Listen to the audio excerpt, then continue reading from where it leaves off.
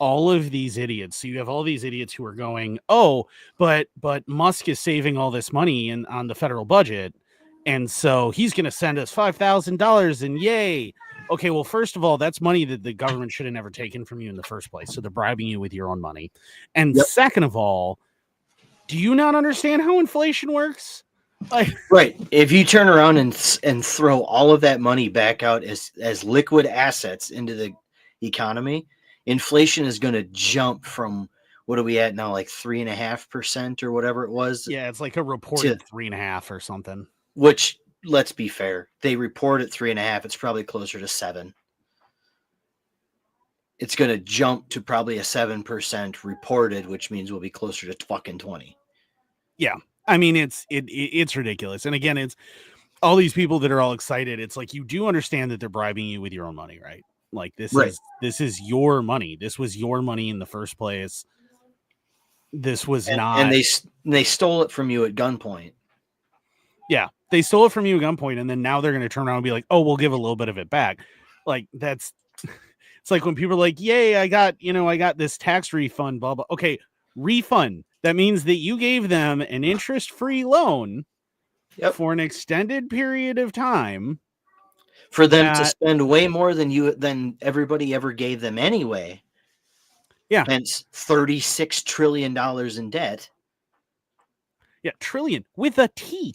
Trillion. Yeah. You know, the only president who has ever paid off the national debt in the history of the United States, there is only one who ever paid off the national debt. Do you know who that was? I'm going to take a shot that it was Calvin Coolidge. Oh, no, that's way too late. By then it was unrecoverable. Nope, it was Andrew Jackson. Figured. Really, Andrew Jackson? I was hoping maybe Coolidge managed to pull it off just before everything went tits up, but no, so Coolidge like basically balanced the budget finally, but the my smartwatch keeps notifying me about the exact same email like every 5 seconds, and it's starting to give me an eye twitch. I keep dismissing it, and then it keeps coming back, and I'm like, no, I'm aware that I received that email. Go away now. I don't care. Shut up. Yeah, I didn't care before. Don't care now. But no, it's actually, so Andrew Jackson is actually the only president in American history to have paid off the national debt. And largely the way that he did that is by selling off federally controlled lands.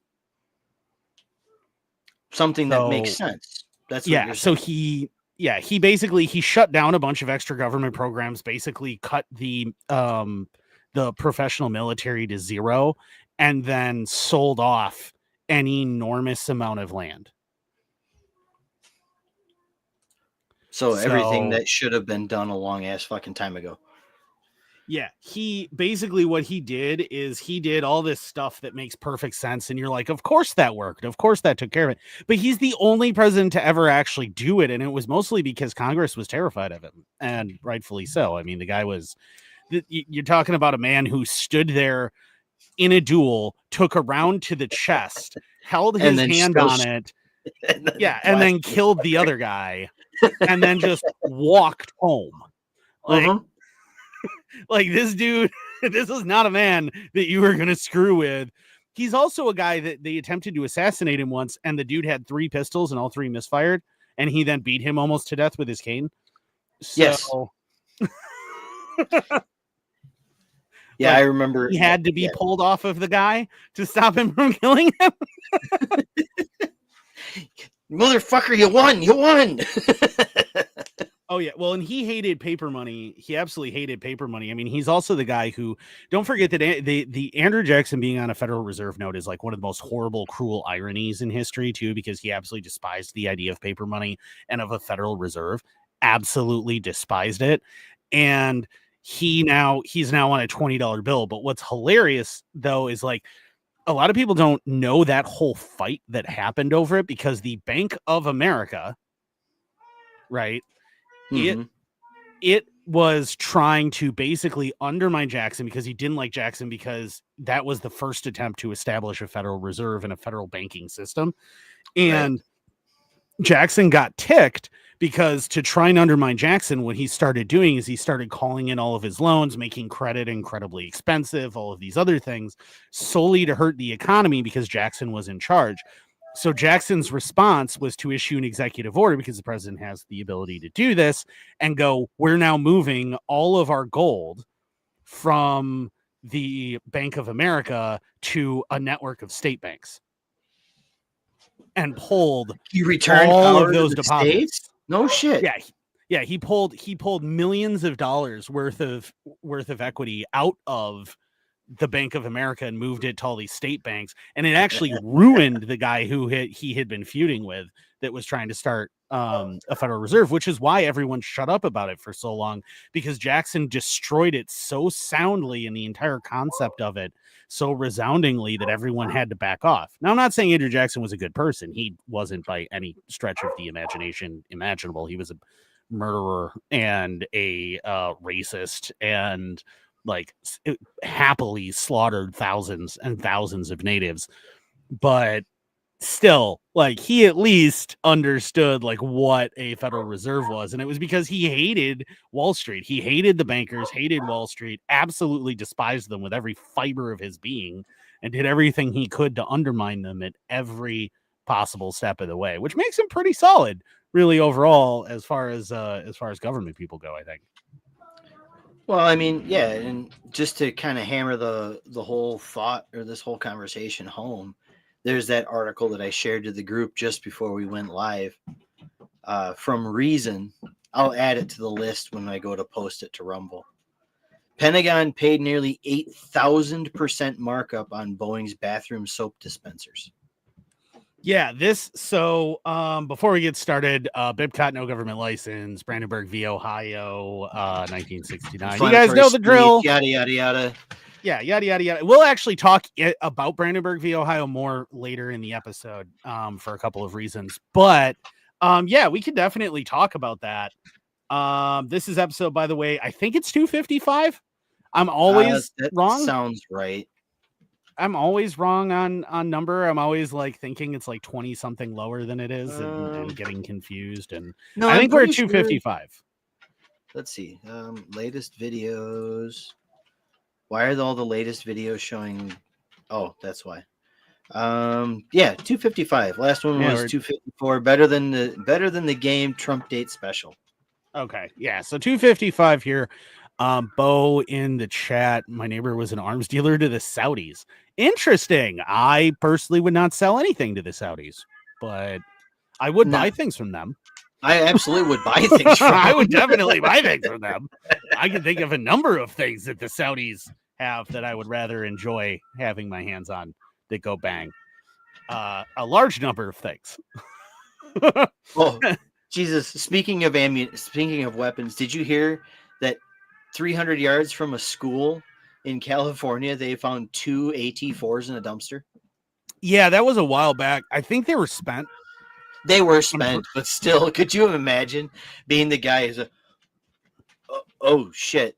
Yeah, a pair of rocket tubes. Yeah, like why are these in a dumpster? And also, because I've wanted to make a table out of AT-4 tubes for a while, because they're decent enough steel you can weld it. So like I thought like I could put 4 of them together for the base for a table. It'd be really cool, right? The problem is they're like $200+. Yeah, for a spent tube. For the spent tube.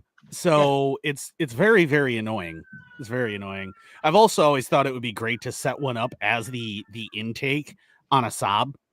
Like if you get like a 900T and set it up as your turbo intake, because the AT-4s are built by Saab too. So right. That would be hilarious to have it like have the exhaust as the outlet and the inlet being the ejection port, so to speak, where the ammunition expels from. Yeah, exactly. I always thought that would be hilarious to do, because it's just like, you know, it'll be fun. And then paint it like it's not a Mirage. What's the name of their plane? I can't remember what the name of their jet is, but Saab makes a jet.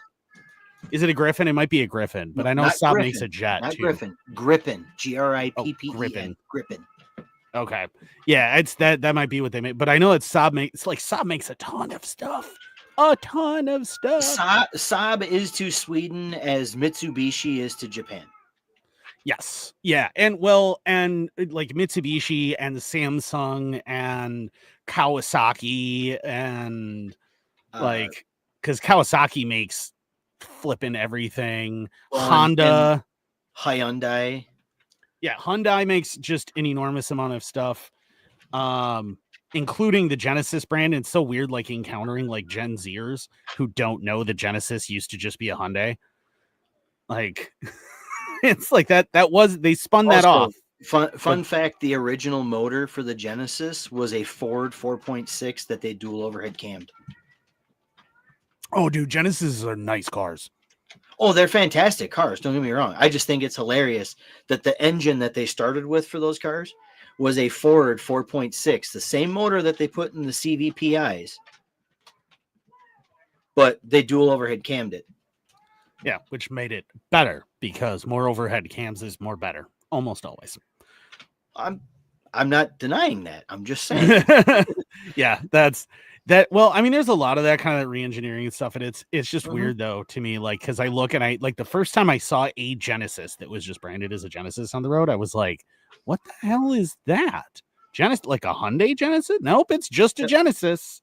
Well, it's just a Genesis brand. Like they actually turned it into a Genesis brand, and the Genesis brand is to Hyundai and Kia because Kia is the Chevrolet of Hyundai, and then you have Hyundai, which is Buick, and then Genesis is kind of the Cadillac brand. Yeah, but like Genesis, I'll tell you what, man. If you haven't looked at those Genesis vehicles and like the newer ones for a luxury car, they're fantastic. The only problem is they've completely revamped the powertrain from when they first started, and all of the motors that come out of Hyundai are absolute dog shit. Well, I mean, you'll have that with a lot of brands, but it was the opposite with Alfa Romeo for a while, where the motor was amazing. The entire rest of the car was garbage. Really? They had the V6 Busso that was the Busso V6 was an incredible motor, super reliable, absolutely amazing. Literally nothing else in the car would work, but the driving experience, as long as you ignored the fact that you couldn't adjust your seat or the mirrors or have a radio or a heater or an air conditioner or roll your windows down, as long as you ignored all of those other things, man, it was an incredible car. Yeah. Well, I mean, the only reason I know about the Hyundai motors is because my buddy, and if Schaller jumps in, he'll know who I'm talking about, works at a Kia dealership as a master tech. And he says absolutely every one of those motors is dog shit. Well, I mean, people go through that though, and then like look at the Iron Duke, right? Like it was a garbage motor from the beginning. It continued to be a garbage motor to the end. It was just a garbage motor, and GM was like, "But what if we just keep using it?" No, it's still crap. Stop. It was still crap, but as long as you could keep oil in them, the damn things wouldn't die either. In the event that you could keep oil in them, well, and assuming they didn't set themselves on fire, Fiero. But minor details. Assuming they didn't just burst into flames, yeah, they were, they could be solid. But like, I mean, everybody kind of goes through that with engines. I mean, after the Busso, Alfa moved to a number of motors that were just complete unmitigated garbage, and their driving experience was always incredible. Like through the 156, the 155, the 156, because there's the 154. Is when they have the Busso, and that was the Quattro Tipo or whatever cars. So it was there was a Lancia, an Alfa, and a Saab that were all the exact same car. So hold on. On the mention of Saab, I'm going to pivot back to airplanes, and let's land this one and move on. I can talk cars all friggin' day. Oh, yeah, the two of us could go round and around, and we'd take the entire show talking about absolutely nothing. But speaking of airplanes, though, yeah, this is of all of the things that I have seen about government overspending, this is one of those that you just stare at and you go, "I'm sorry, you did what?" The bathroom on the C-17 Globemaster III cargo plane is nothing special. The soap dispensers are exactly the same kind of pump that customers might find on a civilian airliner or in a restaurant bathroom. But the U.S. government paid 7,943% more for the soap machines than what it should have, costing taxpayers $149,072. A new report by the Office of Inspector General at the Department of Defense found. I just $149,000 For soap dispensers. Soap dispensers in general is absurd, but then when you consider that's for like what? How many Globemasters did they build? They didn't build that many Globemasters. 223. 223 planes, and you spent over 150 grand or almost 150 grand on 243 planes, soap dispensers. Yep. Yep. Yeah. The report was a result of a 2-year audit of U.S. Air Force purchases from the Boeing company out of a selected sample of 46 spare parts for the C-17. The Pentagon's internal watchdog found that the Air Force overpaid for 12 of them, costing taxpayers an additional $992,856 on top of the parts total $4.3 million value. So almost an extra $1 million. Yep.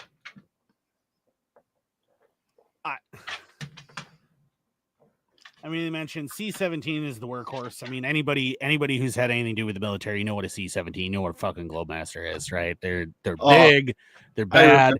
I remember driving into Sparta and seeing one circle town at just under 1,000 feet of altitude. It's like, that is a big plane.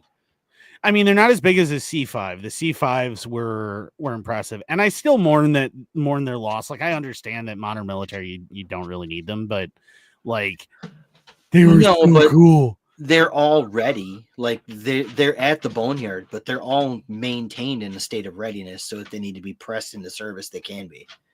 Yeah, I mean, C-5s, to put in perspective, anybody who's never been inside a C-5, you can play football inside the cargo area of a C-5 Galaxy. Do you imagine playing football inside the cargo hold of a C-5 Galaxy and you hit a batch of massive turbulence and it's like, oh, that would be awful, considering that, like, because I don't know how tall they are offhand, but that cargo area goes all the way to the top of that aircraft, which means that if it drops far enough, you then now are going to drop from the top of the aircraft, which is not a small distance. It is not an insignificant distance. Like, those things are huge airplanes. Let's see here. Huge airplanes. Let's see if I can find the internal dimensions. Design. Well, the overall height of a C-5. So, and you can obviously adjust for airframe and all that fun stuff. The height is 65.1 feet. On the outside. 65 feet. So you can imagine that internally in that cargo space, especially it's a little over 20 yards tall. Yeah. Sure. Imagine like dropping 50 feet inside of the aircraft, because that's how much distance it dropped, and you were just walking across a completely open cargo area. Yeah. That's an unpleasant experience. You have an inflatable bag in the floor, so that way if that were to happen, it's like poof, catch everybody. There's a reason stuff needs to be strapped down good and tight. I mean, there's or in some cases not added parachutes too, like those Hummers. Oopsies. Have you seen the video that paratrooper that's coming down in that snowy field, and he's about to hit the one and only vehicle in the entire field? It's like a big grader, and he's coming down. There's nothing he can do about it. They're like, hit it, thump. Yeah. Have you seen the one? I think it was a video out of like Colombia or something. it was a jump team they were doing a soccer game, and one of them missed the stadium and went out over the parking lot and just plowed legs first on both sides of a sign pole. Oh, Come. just shoot me. Just shoot me. Don't even get me up. Just shoot me here. Oh, that sucks. Today on Darwin Awards. Oh my God. Yeah, well, there's also that one that happened here in the US where they had like a bunch of jumpers and they were coming in and they wound up with these really strong crosswinds. And so they all wound up like hitting the stands. Yes. Like every single one of them hit the stands, like that video. And you're just like, that one. That one really sucks. There's only so much you can do. It's not like you have power. Like, well, especially if you're doing a static jump, which most of those are static jumps, you have very limited control. Very limited control. If you're doing a free fall, at least there you actually have some control on your shoot. Well, yeah, and these guys we're like stunt jumpers, so like they're coming in, they have full control, but you don't have power. So if you're suddenly being blown into something by a crosswind, you are at the mercy of that crosswind. You're going to hit the thing, and there's nothing you can do about it. Nope. I just saw a video this morning of a guy who was parasailing, and it's like titled like Parasailing Gone Wrong, and he is currently flying over top of like a town in a valley. There is no water anywhere near him, and he's probably, I'm gonna say offhand, at over 1,000 feet, and just like in his like those shirts that they wear and like board shorts, no shoes, the board just kind of hanging from the parachute, and he's obviously strapped to it because he's strapped to it, but he's just holding on and just like, well, this sucks, because what's he gonna do? Yeah. What's he gonna do? So now he's gonna have to steer himself around, but he is up there and he is nowhere near the beach anymore, which means this poor dude is gonna touch down barefoot in like somebody's yard, like some farmer's yard, 10 or 15 miles from the beach, and just be like, can you give me a ride? Like so going back to the article quick, it says, even worse than the bathrooms, the Air Force overpaid $293,000 on retaining bands, the report found. Other parts that were marked up include bearings, screws, gaskets, lights, and even tape, which the Inspector General says Boeing overcharged $2,600 for. Overcharged for the tape, $2,700. Yes. For tape. Inspector General found that the Pentagon had trouble catching overpricing because officials, quote, would not question the cost if they matched what Boeing paid its suppliers. Well, Boeing said it paid its suppliers anyway. Right. We are reviewing the report, which appears to be based on an inapt comparison of the prices paid for parts that meet aircraft and contract specifications and designs versus the basic commercial items that would not be qualified or approved for use on the C-17. Boeing spokeswoman Nicola Hammond tells Reason, we will continue to work with the Office of Inspector General and the U.S. Air Force to provide a detailed written response to the report in the coming days. I mean, I was gonna say, like, how if you were a Boeing executive and you're doing this, how do you sleep at night? And then I'm picturing that GIF of Woody Harrelson crying into all of that cash, and I'm like, oh, yes. That's right, that's how they can live with themselves. Yep. Interview with 60 Minutes last year. Former Raytheon contract negotiator and Pentagon Director of Defense Pricing Shay Assad blamed the lack of competition for rampant price increases. Quote, in the 80s, there was intense competition amongst a number of companies, and so the government had choices. They had leverage, he said. We have limited leverage today. You could just say no. Yeah. I'm not paying that. Here's a roll of duct tape. I want to charge you $6,000 for this roll of duct tape because it's approved for use on the C-17. So, okay, so let's buy one roll of duct tape and one roll of tape that NASCAR uses on their cars, and let's compare.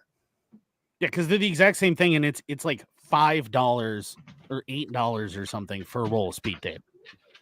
It's I think it's $12.50 now, but yeah. Yeah, but I mean it's nothing, right? This isn't F1, motherfuckers. You do not have the ultra super special carbon fiber titanium tape. Although even in F1 they just use straight up speed tape. So yeah. It's the same shit that you buy to put on your duct at home. Yeah, like I can understand, right? So like with F1, I can totally understand. Like I went in because there's a website that sells used F1 parts. Oh Lord. Right. You can buy used F1 parts because like collectors, those of us who are super into racing, it would be really cool to have some stuff. And if you go on there, like I thought, hey, you know what I'll get is I know that they go through a lot of those center nuts, right? For the wheels. They go through a lot of them because they can only use them so often because of the torque spec on them. So they can only use them so often and then they have to retire them. They're made out of titanium. So I figured they're going to be a little expensive, but I was like, oh, how expensive can they possibly be? Holy Christ. Mm-hmm.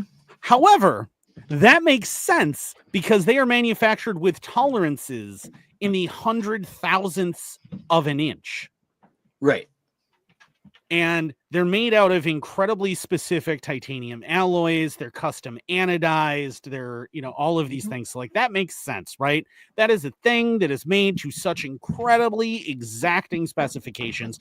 I understand why that is a $1,200 to $1,300 single nut used. I get that. Okay. But if it's the plastic soap dispenser that gets used on major airline. as a Tinker in the chat says, 100-mile-an-hour tape runs about twice the price of regular duct tape. That's where the $12 to $17 of a roll comes in. Yeah, I mean, that's like a roll of regular duct tape is like $6. Yeah. So like, but they're paying $3,000 extra on tape. Mm-hmm. That's and like the retaining bands, I can guarantee you, knowing how aircraft and vehicles for the military are engineered, I guarantee you that's just a regular metal retaining band. The same that you would use on a hose in a 84 VW Rabbit. Like a hose clamp. Yeah. Yeah. It's the exact same thing. There's nothing special about it. It may be a higher tension one. So, instead of $1, it's $4. But they're not paying $4. They're paying like it's $75 to $100. It's probably slightly thicker stainless is all it really amounts to. Yeah. Like, are you kidding me? That's not. Oh my God. Government efficiency. Mm-hmm. Government efficiency. Yeah, that's absolutely. I mean, but government does crap like that all the time. And they, and you notice too in the article, it specifically mentions the entire reason for this audit was because of the soap dispensers, because somebody noticed. Right. Somebody finally noticed on the soap dispensers that it didn't make sense how much they were spending. Was like, is there something special about these? Well, and when the answer was no. Right. And here it says, this is a selected sample of 46 spare parts. How many parts are there on a C-17? A lot. A lot of parts. If they did an in-depth audit, how many of because of the 46, 12 were being way overcharged. So if you took every part that they buy from Boeing for the C-17 and ran it through the same kind of an audit, I guarantee you they're being raked over the coals. Well, yeah, and here's the question when they're like, oh, well, there's not competition, so we don't have leverage. Okay, but you know what suppliers they use? Why are you not going to the suppliers? Yep. Why are you not just going to the suppliers? And just going, well, I'm just going to buy, I need this many of this thing. How much will that be? And then the suppliers will give you a price, and then you go, okay. Rather than going through Boeing, because the reality is there's nothing special about what Boeing is buying in most of these instances, right? Like they're not buying super custom blah, blah, blah stuff. They're not just buying it off F1 the lug rack. nuts. Yeah, they're not. Yeah, this stuff isn't made out of carbon fiber. It's not made out of titanium. It's not made out of some super secret magnesium alloy or anything like that. It's just a Why'd you piece bring of up stainless magnesium steel. alloys, Andrew? We're not going to talk about anything that I may or may not have damaged that's made out of magnesium alloy. Turns out that stuff's really soft. Did you know that? Fun fact. It's really soft and really light. It is very light, but it's very soft, and so it's easy to take chunks Well, of. that was the issue with the North Star V8, going back to the car conversation, was they used too much magnesium in the casting of the heads. Oopsie doodles. Did you know it's super flammable too? Fun fact. Yes, it is. And when it burns hot. Hot, hot, hot, hot. That's actually how you start thermite, is that it's a little magnesium ribbon, because the magnesium will start burning at a lower temperature, but once it starts burning, it comes up to temp, and then that ignites the thermite. So fun fact. Anybody who's ever worked on a train track knows that, but I'm just saying, because that's how they weld train tracks. It's neat. It's really neat. Where do we want to go next? Because I got a bunch of stuff as far as, I want to talk about all the horrible cops before we talk about what Trump did. Absolutely. Because I just want to put everything in perspective. Do we want to talk about the leave your info on a tree thing? Because I stared at this article and just like tilted my head like, what? Yeah. For those of you unaware, because you haven't been on social media or anything like that, apparently, according to somebody or an agency in Florida, you can be charged with hit and run because a tree branch hanging too low over a parking lot scraped the top of your car. Yeah, so this is Cape Coral, Florida, which is western side. It's the Gulf Coast side of Florida. It's near like Fort Myers, Punta Gorda, the villages, that area. Anyway, a Florida woman was arrested after accidentally hitting a tree with her car in a TJ Maxx parking lot and leaving the scene. The charges have since been dropped, but she's now speaking out about the emotional impact of the incident. Yaneli Guzman says she was pulling into a parking spot ahead of her Christmas Eve shift at TJ Maxx. So this poor woman is working Christmas Eve at a discount retailer, when she felt a bump. Quote, I feel like something was making pressure on my car. So when I do that, I back up, Guzman said. Then I decide to park in another spot. Shortly after, Guzman realized she hit a low-hanging tree branch hovering over the first parking spot. She spoke to her manager about the incident, but he didn't know what to do. Other people she talked to advised her to contact the Cape Coral Police Department. Okay, I don't know that I would have contacted the police department, but the district manager told him for me to make an accident report, so I could file for a claim so they could pay damage. That's what I did, Guzman said. Okay, so the manager's like, oh, it damaged your car. You're going to want to file a police report so that your insurance can contact the owner of the shopping mall's insurance and make them pay for the damage to your car, which is a completely reasonable thing, right? Yeah, that is a completely reasonable thing. You failed. You, the owner of this location, this business location, failed to maintain your trees in a manner that would not damage my car. Therefore, you are liable for the damage to my car. Yep. Yeah. Instead of doing my incident report, he took me to jail for that, for hitting and run. I feel frustrated because I think that it wasn't fair. Because it wasn't. Well, and I want to see the damage to the tree, because I would challenge him to find the damage to the fucking tree. Right, that tree's probably been there for 35 years, and you're not going to damage the tree. Guzman says the officer told her that she should have left her name, car registration number and phone number in a note hanging in the tree.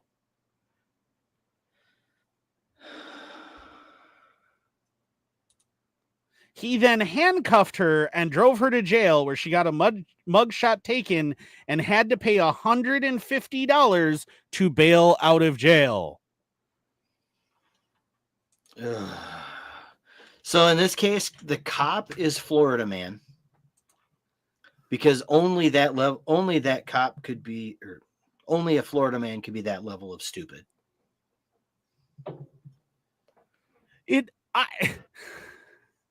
You hit a tree branch. Philip Welch, Bo, I know who that is. Yes, I don't know who that. I don't get that. No, I know who that is. That's fucking hilarious. But this is the ridiculous. Like, so the tree branch is hanging over a parking space, which is ostensibly being provided to you to park your car safely in. Yep. The tree is part of the property. The owner of the property failed to maintain the property to a suitable standard that would prevent damage to your vehicle. You received damage, and you were under the impression that, like, if you call the cop, they're going to just take down, like, hey, here's the damage that happened to your car, whatever, and then that way you can file a claim with the owner of the property. And instead, this raving fucking psychopath shows up and goes, you should have left a note for the tree, and then arrests you. And so I'm looking at the images on the video from the news story, and I can see why she would have hit it. I mean, granted, she had to have been scraping the curb or possibly up on the curb in order for the corner of that tree, the way it's bent, to hit the top of her car. Yeah. But as the property owner, you still have to be aware that people are going to do that. Oh, dude, when I had my Ram, because I had the 36s on it, I didn't care about scraping against curbs. And sometimes I had to. I know. I saw your rims when I fixed your tires. Yeah. Well, I didn't do that. I think it's important to note those rims were like that when I bought that truck. However, the big thing, though, is like trying to find my spare keyboard to push the X button. They were like that when I bought the truck. I did basically nothing to that truck except change the grill and throw some graphics on it. But anyway, so that truck's so wide that I had to do that frequently in parking lots, because otherwise I couldn't get my doors open. Right. Because people tend to park like complete morons. So, like, it would be entirely reasonable that you would run into that. Or let's say she's in an especially tall SUV. Yeah. Easy enough to catch that. Looking at the image, wouldn't even take a tall SUV. A Saturn Vue would have hit that. I mean, think about or a Chevy Equinox, for those of you who don't know what the hell a Saturn Vue is because you're too fucking young. I prefer to not know what a Saturn Vue is because I try to forget that Saturn ever existed personally. But with the exception, I will say that the Ion red lines were pretty sweet. They were. I drove one. They were nice. Let's see. She closes out the end of the very last sentence in the news story says, I know a lot of police officers are wonderful people, but I'm scared. That's how I feel right now. As you should be. You were literally kidnapped because the property owner didn't maintain the property properly. So she also said that she cried over it, that it's not fair. They ruined her life. She doesn't eat well or sleep well over it. The police department said in a statement that the incident, quote, met the criteria for a hit and run. They added, it's ultimately up to the state attorney's office to decide whether to charge the driver. According to Florida law, a person who strikes a tree in private property and leaves the scene can face up to 6 months behind bars and a fine. There's also a chance the person could get 2 points on his or her license. I don't think this qualifies in the spirit of hitting a tree on someone's property. She I did. feel like, I mean, if she had left the driving surface, like fully left the driving surface, struck a tree in somebody's yard because she slipped off into the ditch or whatever, and then fled the scene, that's okay. Now you're talking about possible property damage, all that fun stuff. She was in a parking lot, traveling at a speed less than 5 miles an hour at the point of impact. She did not leave the paved sections. The curb is still pavement. If she was up on the curb is still pavement. it's also, I think, important to note that this is a parking lot at where she works. She is an employee. Yes. At this location. She works for one of the tenants of the mall. Yes. One of the leaseholders. She is their employee.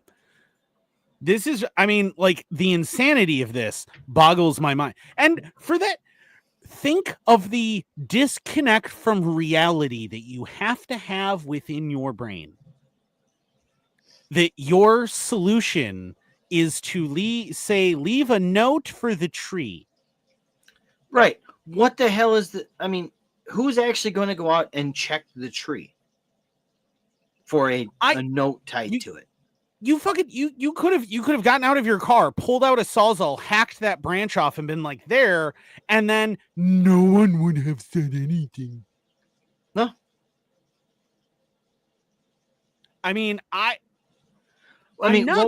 did they really want her to, instead of backing out of the stall and moving to another spot, did they really want her to leave the car wedged under the tree, call security at the mall, because they're representatives of the owner of the property, and tell them, your tree damaged my vehicle, you need to come out here? Anybody who feels that kind of resistance on their A-pillar is, while they're upright, is going to put it in reverse and relocate. Yeah, and be like, what was that? And then back up to look and see what the heck they just hit and whether or not it's important. And it's a freaking tree. It's a decorative goddamn tree. Yeah, and I mean, even looking at the pictures of the tree, it's not like it's a high value tree of any kind. It looks like maybe a maple tree. Get this too. So the state attorney's office dropped the charges for insufficient evidence, but she still has to pay close to $4,300 in legal fees and car repairs.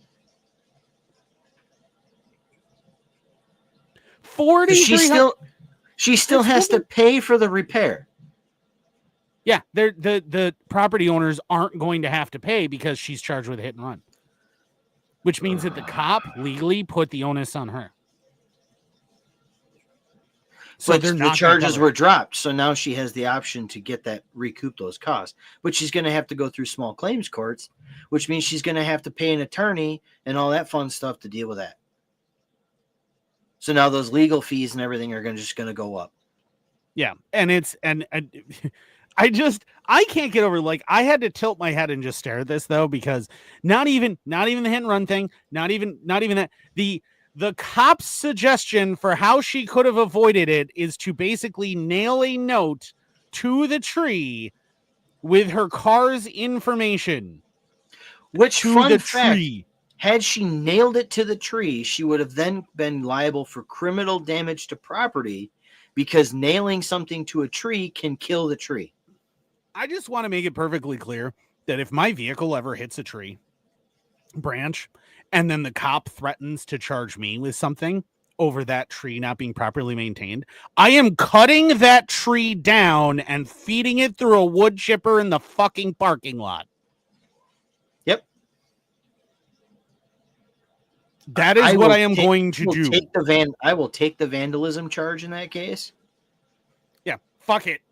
Fuck it. Like, if you're going to send me to jail, fucking send me to jail for something that I legitimately did. I fucking just destroyed a tree. Bite me. Yep.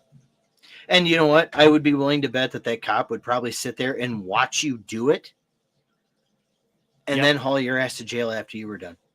Yep, after you did it. Yep. But like that's what I'm doing. That's what I'm gonna do. Like the best part is then you go, where's the evidence? What happens? What would happen if she'd parked in a chunk of like brick had come off of the property, off of the building, and hit her car? Would she have needed to spray paint her information on the fucking wall so the building could file an insurance claim? You fucking dinkus! Like what? This is insanity, and only in the mind of a police officer does any of this make sense. No reasonable human not only being. Just a police officer, but we have to remember this is a Southern police officer, and not just a Florida police. Yeah, I mean, you're talking the so-called free state of Florida. Free state of Florida. I mean, this is the type of shit that makes me go, I understand why everybody's leaving California and a large chunk of them are going to Texas and Florida. But you understand that they have their own fuck ups too, right? Oh yeah. It is the most fucking insane. Good Lord. Oh yeah. Yeah. But yeah, that one. So there's our first one of the week, right? The first one of this show that we're going to talk about with cops completely losing their minds. But don't worry. There's more. Better. It gets better. I got that one right here. Hold on. It gets better. Hercules police used a stun gun 3 times on a young man who was recovering from a medical emergency, specifically a brain seizure, because he wasn't following the officer's commands to exit his car. They tased a seizure victim? As he was still recovering from the seizure. Oh my God. Jack Bruce, now 22, suffered puncture wounds from the taser, multiple cuts and abrasions, and lingering back pain, in addition to his emotional distress, which he outlined in a federal lawsuit on Friday. The 25-page suit filed in U.S. District Court in Northern California alleges excessive force, battery, false arrest, negligence, defamation, and violation of the American with Disabilities Act. It turned out that the young man was suffering from an epileptic seizure, which is why he wasn't heeding directions, according to what is seen on the video, the lawsuit medical records provided by his doctors. Later, Hercules police charged him with crimes to justify and try and cover up their actions. I am so shocked by this. Absolutely shocked. Quote, I really don't like seeing the cops now, end quote, Jack Bruce said in an interview. You should never, but, you know. Although he added his view of law enforcement in general is still positive. Well, that's because you have a brain problem. His father, John Bruce, was a Richmond police officer for 27 years. And also he has a brain problem. I'm paranoid about having another seizure again. I'm very frustrated because I don't want this to happen to anyone else or me again. Jack Bruce, being represented by attorneys David Fuel in San Rafael and Craig Peters at Altair Law in San Francisco. They failed to follow their training. Peter said it seems like the officers were acting like a hammer and everything they saw was a nail. Gosh, that sounds familiar. How many times have we made that analogy on this show? Yeah, like there's only one way to approach a scene, and this scene is a scene that needed a different approach. Fuel added that there was no need to rush the situation. The officers and the medics need to realize that the treatment for a seizure is time. Give him time to come back to his senses. That's all they needed to do. Both lawyers represent a similar case in San Anselmo, where a 61-year-old financial planner was tased in his own bedroom after suffering from an epileptic seizure. Gosh, it's almost like when you train people to act like a hammer, they act like a fucking hammer. You know what's funny is you remember that video from a few years ago where that cop jumps out of his car, says stop resisting, and immediately begins firing his pistol? Yes. You remember that? That's what this is. This is strong stop resisting blah, blah, blah, blah, blah, blah, energy. Yep. You didn't give me an instruction that I was capable of following. And then you shot me. That you were going to execute me today. You were just going to shoot me. You had clearly can't take it. At least there were no acorns. Well, I mean, yes, he's probably Look out, he's alive. got an acorn. Blam, blam, blam, blam. He's probably alive only because there were no oak trees in the immediate vicinity. The case has been amended to now name the chief of police after lawyers obtained an email showing he directed officers to accuse the man of domestic abuse. Bo, I like the energy. I'm not gonna read that comment. Yeah, we're not gonna mention that one. We're not gonna say that out loud. That flirts very closely with that whole Brandenburg thing we talked about. We'll have that conversation in a minute. But so the fucking chief of police then proceeds to instruct the cops after realizing, oh, he wasn't following instructions because he was having a fucking seizure. And so he goes, well, let's make something up to accuse him of so we don't look so bad. Oh, but cops would never do that, right? Oh, and I love this. Police response, what we don't know. Hercules police did not answer KTVU's questions regarding what happened, but instead forwarded them to the city attorney. The city attorney did not respond for comment. In a subsequent news release, police said their department and the city of Hercules policy is to refrain from commenting on pending litigation. So what is unknown is if any of the officers involved were disciplined, if Hercules police used this episode as a teachable moment, or if there was anything they wanted to say after what happened. No, they don't want to say anything because they don't think they did anything wrong. And if they admit that, then they look like the horrible fucking psychotic tyrants that they are. Because of state law that protects the privacy of police personnel matters, it's not clear what happened to the officers. But John Bruce said he was told that the officers involved received a verbal reprimand for using profanity and turning off the audio of the body camera. Okay, hang on. Wait. So they tased the man repeatedly, 3 times, at least 3 times on the video, that they actively tased a man who is actively having a seizure. Yes. And they were verbally reprimanded for swearing and turning off their mics. Yes. Not the tasing the man having a seizure repeatedly. For saying bad words and then turning off their microphones. He also said his son filed a use of force complaint against the officers, but were told their actions fell within department policy.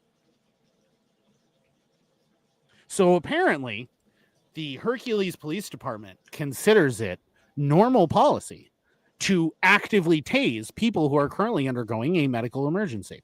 So if you live in what state is this? I don't even know what state. California.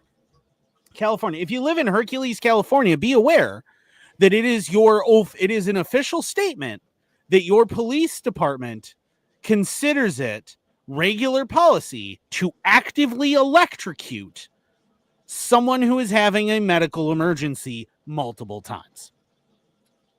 Yep. I'm not going to say anything beyond that except, react accordingly. So we're going to go over this quick because Officer Angel Garcia arrived at first, the video shows him trying to talk to Bruce to find out what's going on, but Jack Bruce is in a daze. At some point, the video shows Jack Bruce becoming conscious, but it was clear he didn't understand what was going on. His neck was slick with sweat. Garcia first started massaging the young man's chest, which Jack Bruce's lawyer said in the suit was both, quote, inappropriate and potentially dangerous in case the young man had suffered a chest injury. The second officer, Joshua Goldstein, arrived and told Garcia, don't move him, he's having a seizure. They knew he was having a fucking seizure. So these cops are aware that this poor kid is having a seizure. A third officer, Michael Thompson, also appeared on the scene and later unleashed a, quote, string of profanities at Jack Bruce for not doing what the police said the lawsuit alleges. Commands to exit the car. Paramedics showed up and Garcia is heard telling them it looked like Jack Bruce was having a seizure and he didn't see any drugs or alcohol in the car. Body camera video shows that both the paramedic and Garcia repeatedly told Jack Bruce to get out of the car.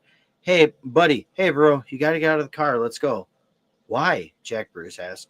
Because you're being told something. You need to do it, Garcia said. Let's go. Wake up. Garcia tells Jack Bruce to get out again, or he will yank him out. Neither of them discussed why that was necessary or voiced any reason why Jack Bruce could not be evaluated where he sat, the lawsuit states. Yeah, there's no reason you can't double check and see if he's okay sitting there. And in fact, I mean, all of my training as a first responder has taught me that you should do everything you can to check them in situ first. Verify that they haven't suffered any injuries you don't know about before you attempt to move them. 5 minutes after arriving on the scene, Garcia is seen grabbing Jack Bruce by the neck. Meanwhile, Thompson shouts at Jack Bruce, "Don't fucking fight us. You will get ripped out of this car. We're not playing. Get the fuck up." The video then shows Garcia taking out his taser and shocking Jack Bruce, who wails in a high-pitched scream. Officers are then seen dragging Bruce out of his car by his limbs and hair, the video shows. Bruce struggles trying to... Again, I want to reinforce, this is after they were already aware that he was having a seizure. Yes. So this is their response to a man having a seizure. Yes. Because he didn't respond and immediately comply because he was having a seizure. And this is what the police said is definitely... This is what the police said was in their policy and was totally fine. And tried to cover up. Yeah, that's awesome. This is from their Facebook page. Somebody said I was going to say something good about your police department, but I muted my body cam. So Garcia So he struggles trying to free himself. Garcia shocks him again with his taser. The video shows sending 2 more pulses of current through his body. Jack Bruce howls. Goldstein is seen taking his taser out of his holster and is about to shock Bruce for a 4th time, but the 3rd officer steps in to say no more, the video shows. Officers pin Bruce to the ground and place him in cuffs. They put his ankles in zip ties. Bruce's face now is now bloody, and one officer tells him that they never wanted to hurt him. Obviously, you fucking did. Right? The officers then began discussing the fact that Bruce is the son of a law enforcement officer, and from, quote, that point forward, they embarked on a transparent effort to state and act on camera as if they believed Bruce was high on drugs, the lawsuit states. Of course they did. Of course. Drugs are their answer to everything. He's on drugs. He's on PCP. Let's beat him nearly to death on camera. Yeah. The officers then submitted these, quote, falsehood-ridden reports to the Contra Costa County District Attorney. Jack Bruce was eventually taken to Contra Costa County Regional Medical Center in Martinez, where he was diagnosed with having a seizure, records show.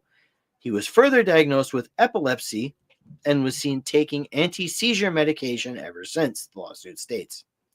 Blood and urine tests later showed he had no controlled substances in his system other than a trace amount of THC and the medication paramedics gave him in the ambulance. Jack Bruce's lawyers pointed out in the suit there was no evidence that the young man was using any substances, despite Garcia saying, quote, he's high as fuck on something, just don't know what it is, end quote. Even though when you fucking showed up, you immediately understood he was having a seizure. You immediately identified that when you showed up. You didn't start changing your story until you realized, oh shit, that his dad is a cop and is going to know that we aren't following procedure and that we're doing something just because rage.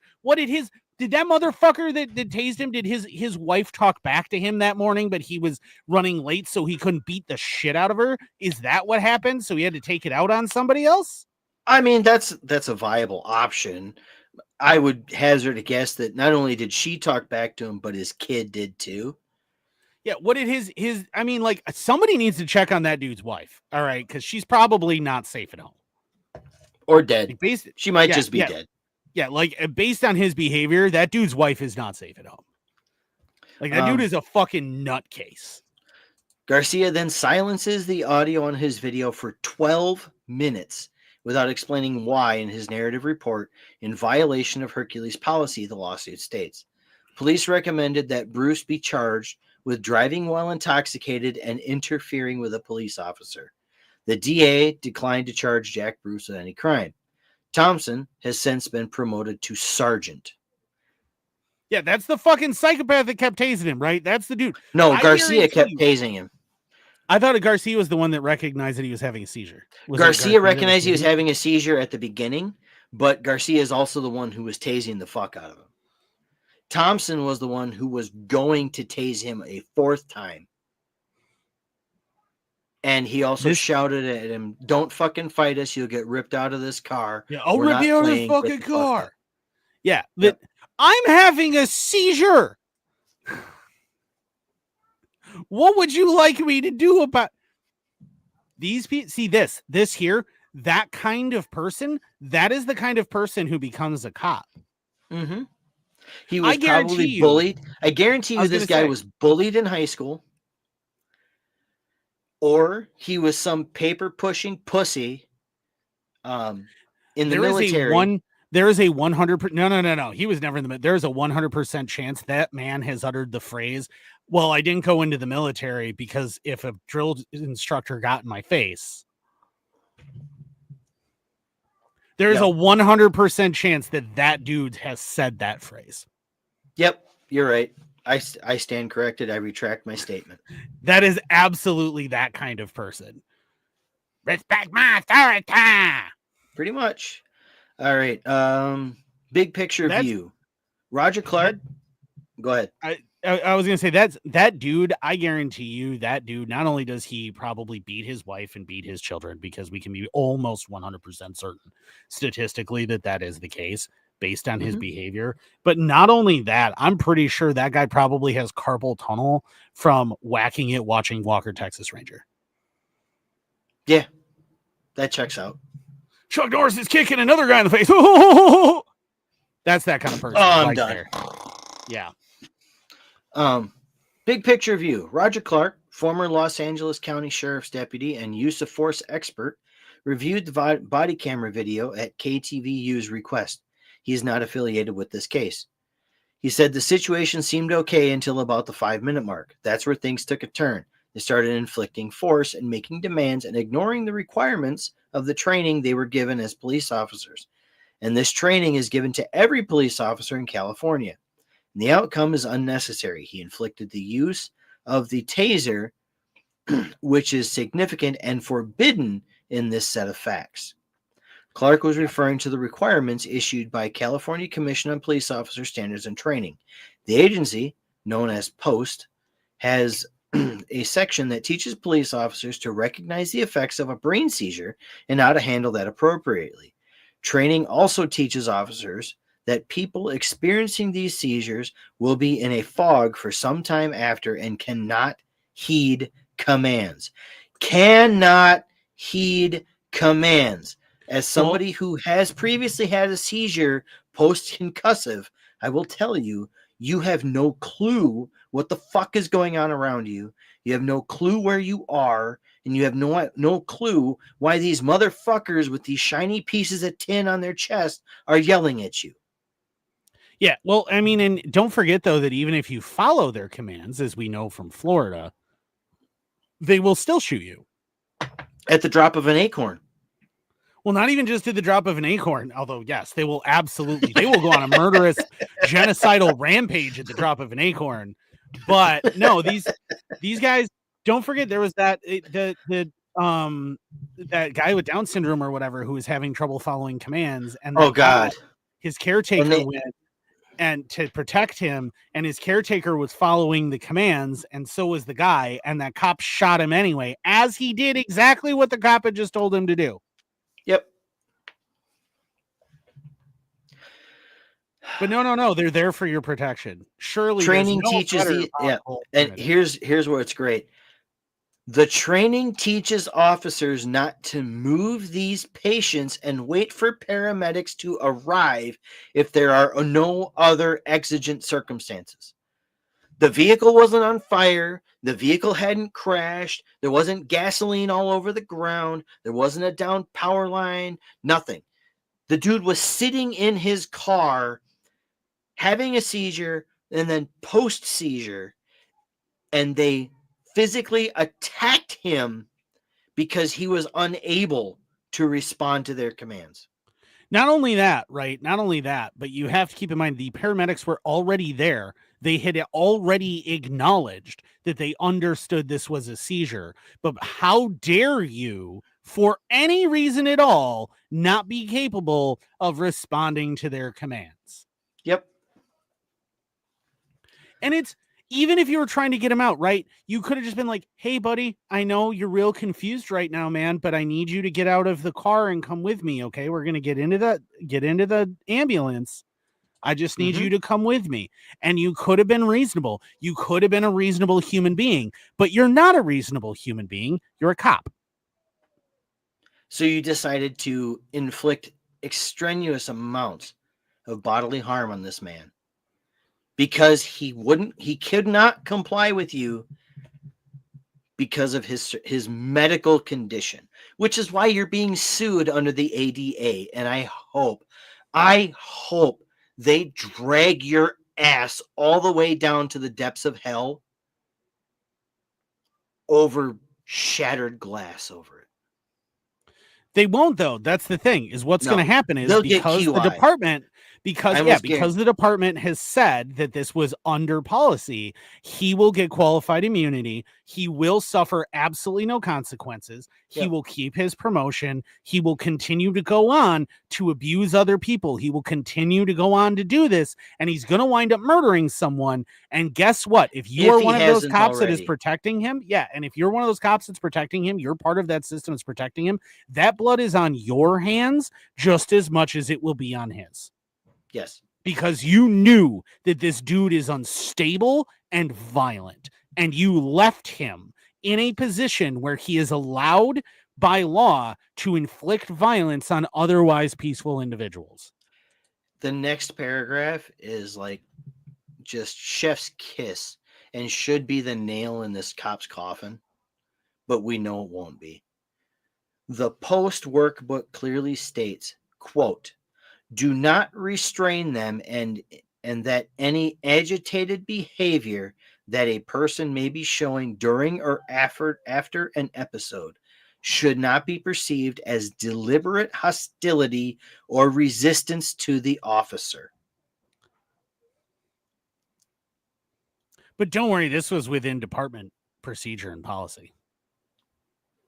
Yep. So was the whole like trying to make up a domestic violence charge with absolutely no basis for it whatsoever. So was accusing him with that he was on drugs, even though he was having an active seizure.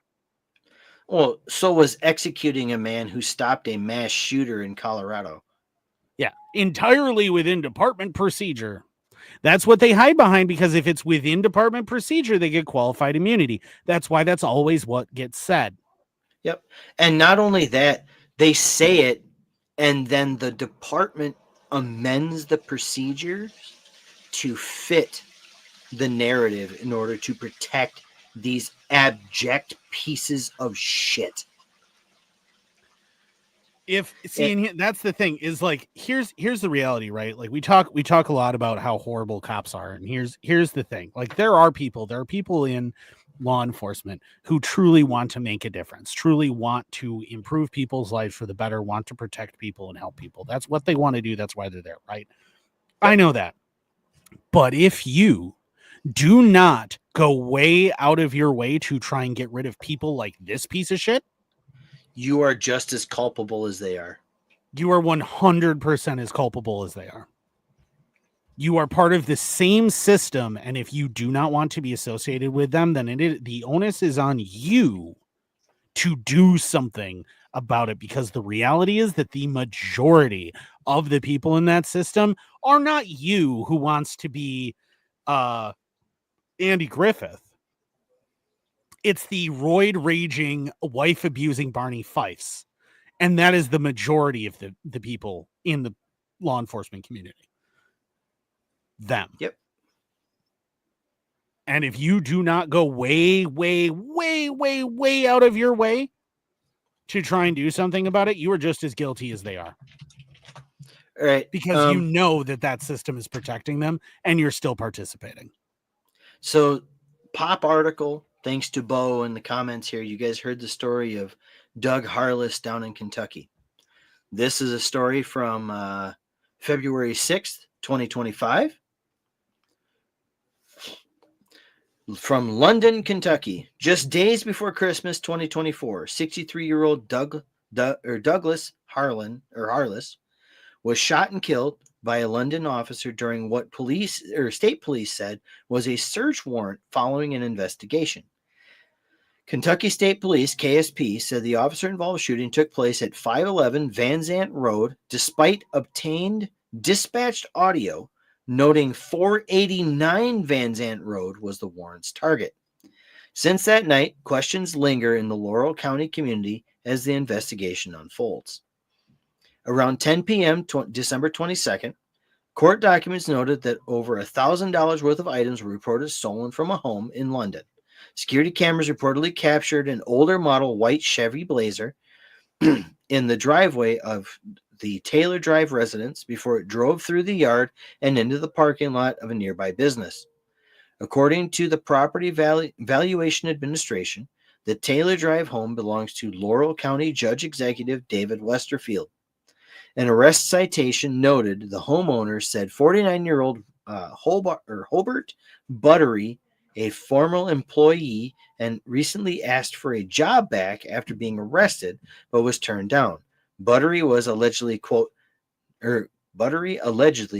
wasn't happy with that decision, end quote. The homeowners told police that only someone that knew the items were there would have taken them because the house was vacant, court records shared. December 23rd, Buttery arrested, Doug Harless shot by London officer. Officers found Buttery the following day in Manchester working on the Blazer per arrest documents. Police said Buttery admitted to taking a heater and steel weed eater from the backyard. He reportedly told officers that the heater was at DJ Pawn Shop in Manchester and the weed eater was taken to a home in Lilly.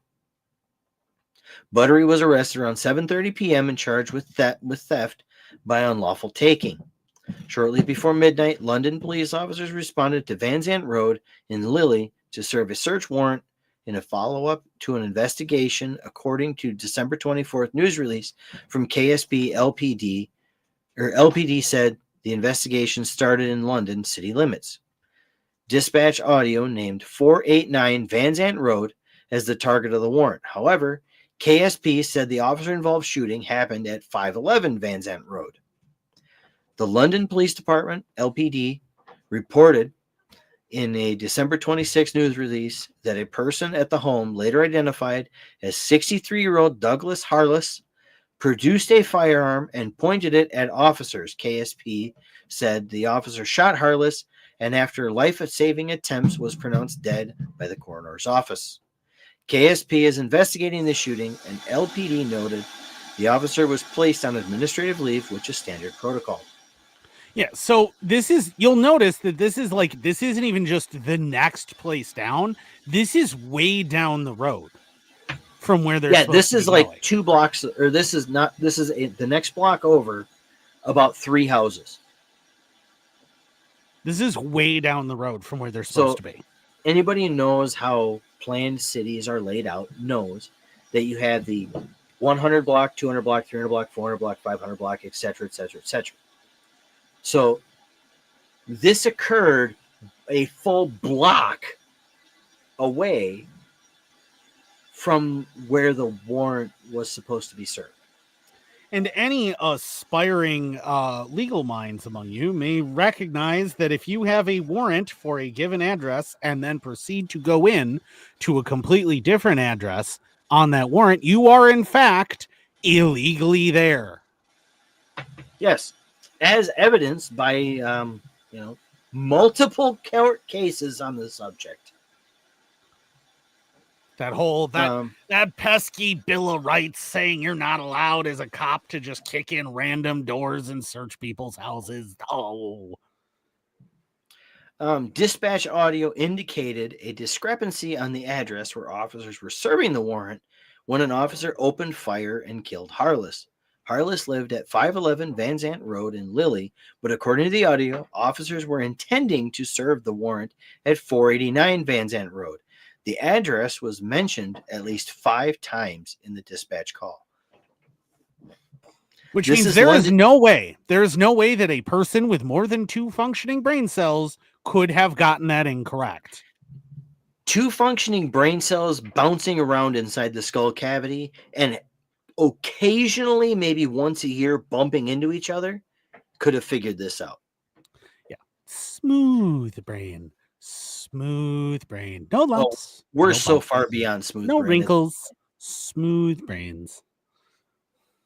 This is London PD 489 Van Zant Road, 489 Van Zant Road. Units on scene to serve search warrant.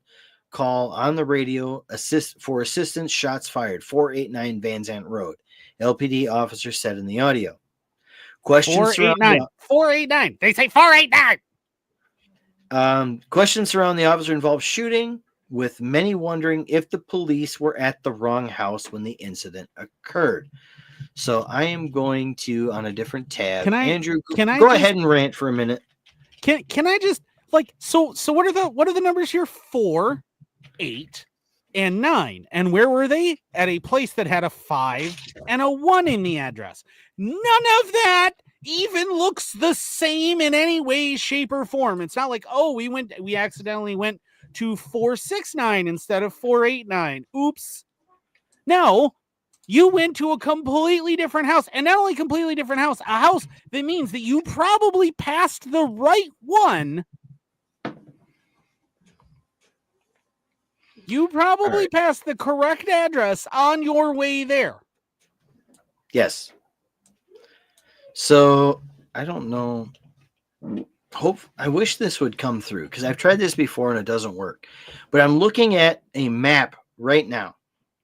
489 Van Zant Road and 511 or 511 Van Zant Road. One, they are on opposite sides of the road. They're not even on the same side of the fucking. No. 2, so it's a subdivision. So you have a minimum or a local maintenance road. So the residents of the community maintain this road. Van Zant Road runs perpendicular to the access road that handles this subdivided area. I'm going to see if this works. I'm going to click present. Yeah, I don't think it works. I don't think it's going to work, but I'm going to try. We don't pay them fancy StreamYard monies to be able to show things. Let's do this. Share. Can you see this, Andrew? Ooh, actually, holy crap.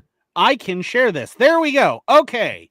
So if you are watching, this is 511. You're missing out on this, but if you're watching, this is 511. This down here is 489. So there's a distance of 300 feet between the two homes.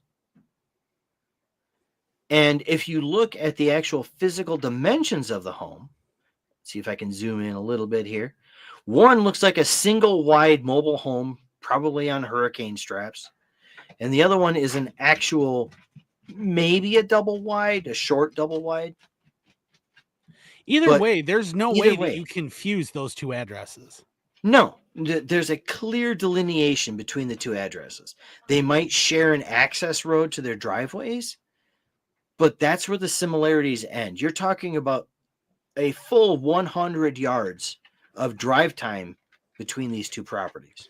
Which means that, so if you look at this, if you're listening, you're not going to see this, but if you look at it, what they did is instead of pulling all the way down the longer driveway to the correct address, they just pulled into the very first address there, which clearly has a sign that says what its street number is and that it is different than the other one. It is very obvious when you pull off of Van Zant Road here that you are not at the correct address if you pull into that first one. So, yeah, 489. So actually, this is weird because if and you it's look country at roads, they're like this one, this. yeah, it is. It is. This one down here says it's 525 Van Zant, but it's Well, if that's also listed as 489 Van Zant. I mean, this is Google Earth. According to the map, I mean, this is 2025, but still. Either way, they should have been able to tell and like look at the exterior of the home and gone, okay, Mhm. this isn't the right one. This is right. This is one of those things where like a lot of decent former cops will talk about this, where cops are lazy and they don't want to do police work, because police work would say, okay, we know we're going to do a smash and peek, right? Warrant. We know we're coming in. We know what we're doing. So send somebody ahead of time to verify which address it is, where it is, what the entrances, exits are. Is there anybody there? Blah, blah, blah. Get intel on it. And you That's can do this police with work. under normal patrol. So like you take a normal patrol car and just drive down the road where you're going to serve the warrant and go, oh, that's what the building looks like. Hell, most of these cops nowadays are carrying fucking cell phones. Take a picture of it and send it to the rest of your team. Yeah, this is what this is just somebody who is lazy and they didn't want to do what they were supposed to do. They showed up to the wrong house, which they did not. I want to reinforce, they did not have any legal right to be at. And then engaged and killed a the 63-year-old man. Yep. And the neighbor has security video of the shooting. Oh, those cops, he better be scared because those cops are going to come at him. 100%. Fox 56 obtained video or footage of the shooting from neighbor Tina Asher's security camera, which shows London police arriving at 11:50 p.m. on December 23rd to Harless's home. In the video, officers can be heard calling for someone to come outside. Minutes later, 5 shots were fired. Police then reported the shooting to dispatch. Stand by in the area, shots fired, a dispatch recording stated. Responded to 489 Van Zant Road. Staging in the area, law enforcement on scene. Shots fired, search warrant. Yeah, which means if there's 5 shots fired, chances are he never even popped off a round. He walked out because he saw unmarked vehicles pull into his driveway, came walking out with a gun in his hand, and they just immediately fired on him. Yep.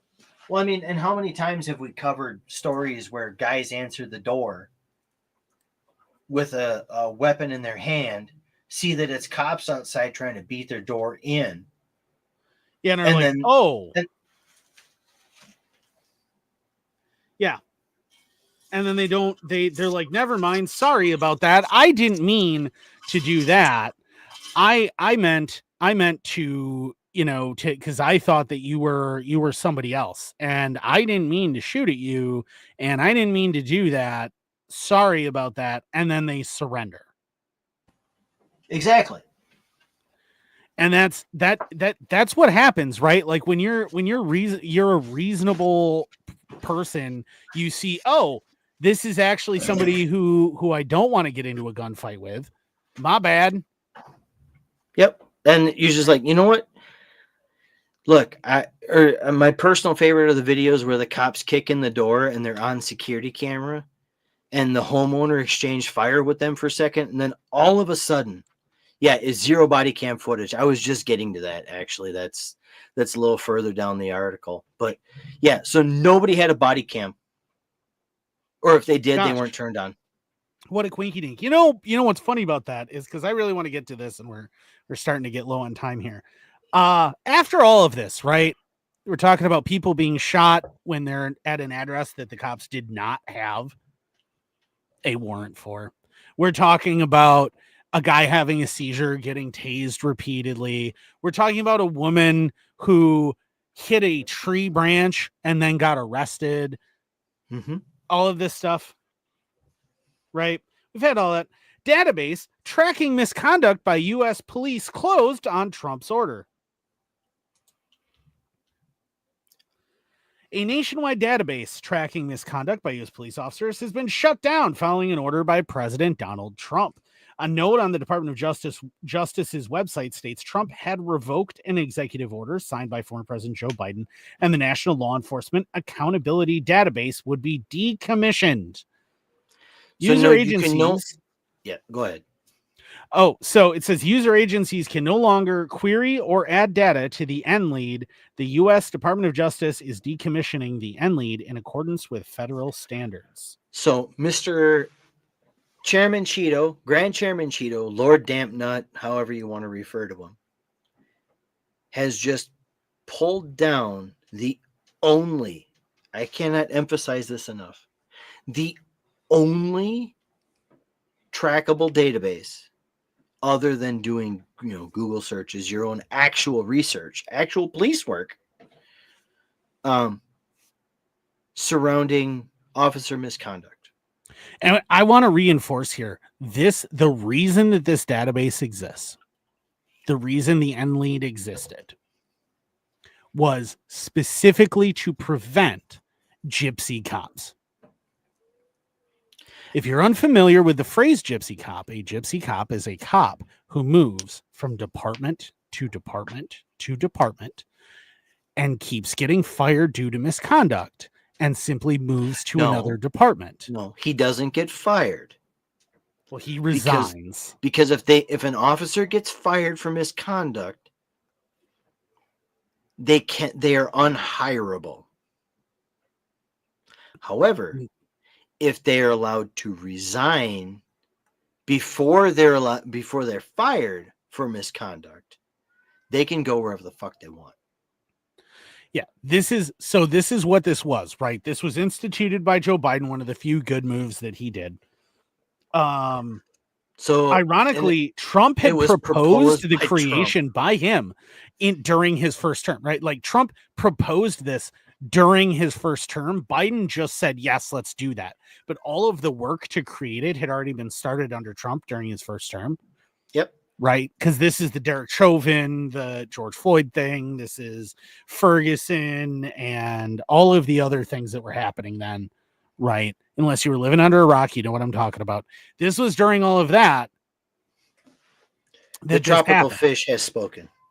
Yes. This was during all of that. Okay. And so Biden, to appease people, said, yes, we're going to make this official. We don't want gypsy cops to be able to move from department to department to department, abusing people and abusing people and abusing people and doing terrible things. And the departments go, well, we didn't know that that's why he left. And because of employment laws in the United States, we're not allowed to ask specifics for why he no longer works there. So it was a database that was designed to protect the American people from constant abusers, people who are constantly abusing their power and just moving from one place to another to get to continue to do it. That's why it existed. Donald Trump just said, never mind, we're not doing that anymore. Yep. And so it's not anything not cost. that may no. So this guy, the freaking Grand Chairman Cheeto, stood there as Mr. Law and Order and has literally said, if you are a cop or you went to school to be a cop and you have done something wrong, we still want you to be a cop because I don't care if you've done something wrong. Benito Cheetolini. Il Duce, if you will. Yes, El Duce. Oh, that caught me off guard. Thank you, Tinker. Thank you so much for that. But yeah, so he literally took anything, the only thing that offered any sort of accountability to these pieces of shit, and said, congratulations, now you have free reign. Because the only way now is to actually do police work and look at news articles and all the other, and hell, even case law. Well, and yeah, and here's the thing, right? The American Police Union has a notorious long-term streak of trying to cover for these guys. You don't say. You police And union or unions in general being corrupt? I'm shocked. and covering for horrible people. Yeah, I know, right? But here's the thing, right? So we know that the police unions go out of their way to cover for these people and to constantly try to cover up what they did and go, you can't fire them, you have to let them resign. Even though they tased a man 3 times who was actively having a seizure. Yep. Even though they shot a 63-year-old man who was at an address they had no business being at and then lied about it. Even though after they tased that man repeatedly, they tried to charge him with a completely made up crime they had no basis to charge him with. Even though let's say they had tased and beaten the woman who hit the tree branch and didn't want to leave her information taped to the tree. Even if you did that, right? It's the police union will protect these people. And the point of the end lead was supposed to be that regardless of what the police union did to protect them, the fact that they were investigated, the fact that they were accused, the fact that that was a thing, and they were if it was determined that they did not follow police policy, right, the department policy, and all of this happened, it would be noted in that database. It would be added to that database. And so if they, let's say they did that in Florida and then they packed up and they drove to Oregon to go be a cop, the Oregon Police Department looking at hiring them could check their name against the end lead and go, oh, you've been at 4 different departments and you've been charged with excessive force at 4 different departments. No, I'm not going to hire you anymore. That was the idea, right? That already exists, right? If you've ever heard of the NMLS, and not a lot of people have, but so the NMLS, if you've ever purchased a home or you've ever looked at doing refinancing at home, anything like that, you'll have seen people with business cards that have an NMLS on it. Yep. Right? That NMLS number is you. It is, if you are somebody who is a lender or a realtor, you are in that database. And if anything for misconduct, anything like that happens, that goes into that database and it's searchable by the public, so that if you're like, has this realtor ever been, ever done anything shady? Because I feel a little hinky about them. Or has this lender, this mortgage lender, ever done anything a little shady? You can look up whether or not anyone has ever filed complaints against them, or if they've ever been let go for misconduct, things like that. You can see all of that in the NMLS database. And it was established to benefit the American people. That's why it exists. The end lead was supposed to be the same thing, but for cops, which arguably makes it more important, because these are people who, again, are allowed to kill you legally because they felt threatened by you and for no other reason. Yes. So, perfect example, and I think this was 5 years ago-ish, there was a reporter, a YouTube reporter, independent media person, who was covering the Summer of Love in Minneapolis. I love that it gets called the Summer of Love. It's fucking hilarious, ain't it? Fiery, but mostly loving. Mostly fiery, but mostly peaceful. But the Summer of Love 2020, everybody's out there doing their thing, right? YouTube reporter literally standing on public property, retreats to their vehicle, but because they were in violation of the arbitrary curfew, was fired upon. Even better, the trucker in Minneapolis who returned fire on an unmarked van full of kitted out people who opened fire on his truck. Yeah, they're just firing the pepper spray paintballs at people Yep. at random. We have the video of it. And the guy returned fire with his own legally carried firearm because it was causing damage to his truck. So he thought he was under fire. So he returned fire and was charged because he hit one of the cops. He was charged with, engaging a police officer, shooting a cop. Those charges were dropped. Marksmanship is what he should be charged with. Right?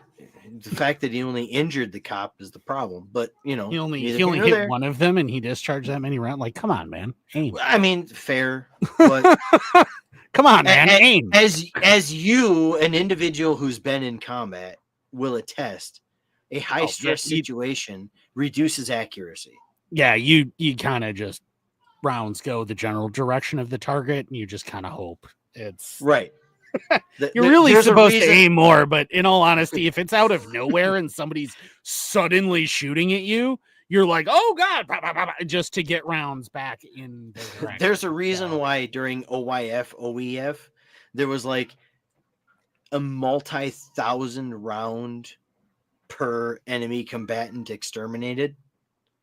Yeah, it's something like, well, I mean, even the best trained guys on the planet, right? So like Israeli special forces, the Russian special forces, American special forces, the British special forces, SAS, SBS, those guys like that.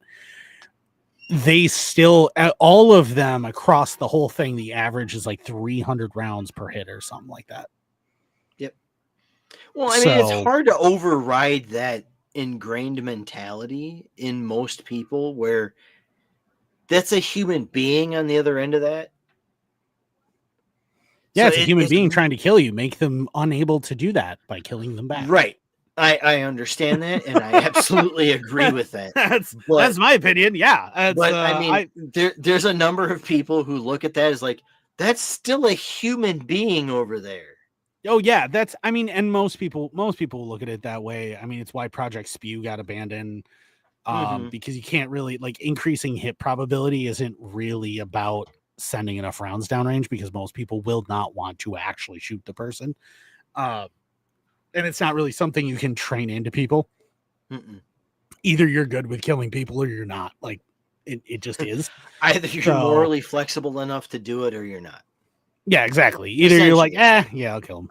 Or you're like, and unfortunately, there's like 500,000 or 700,000, whatever it is, people who were hired probably because they were low IQ individuals willing to follow orders, who are absolutely morally flexible enough to just exterminate human beings working in U.S. law enforcement.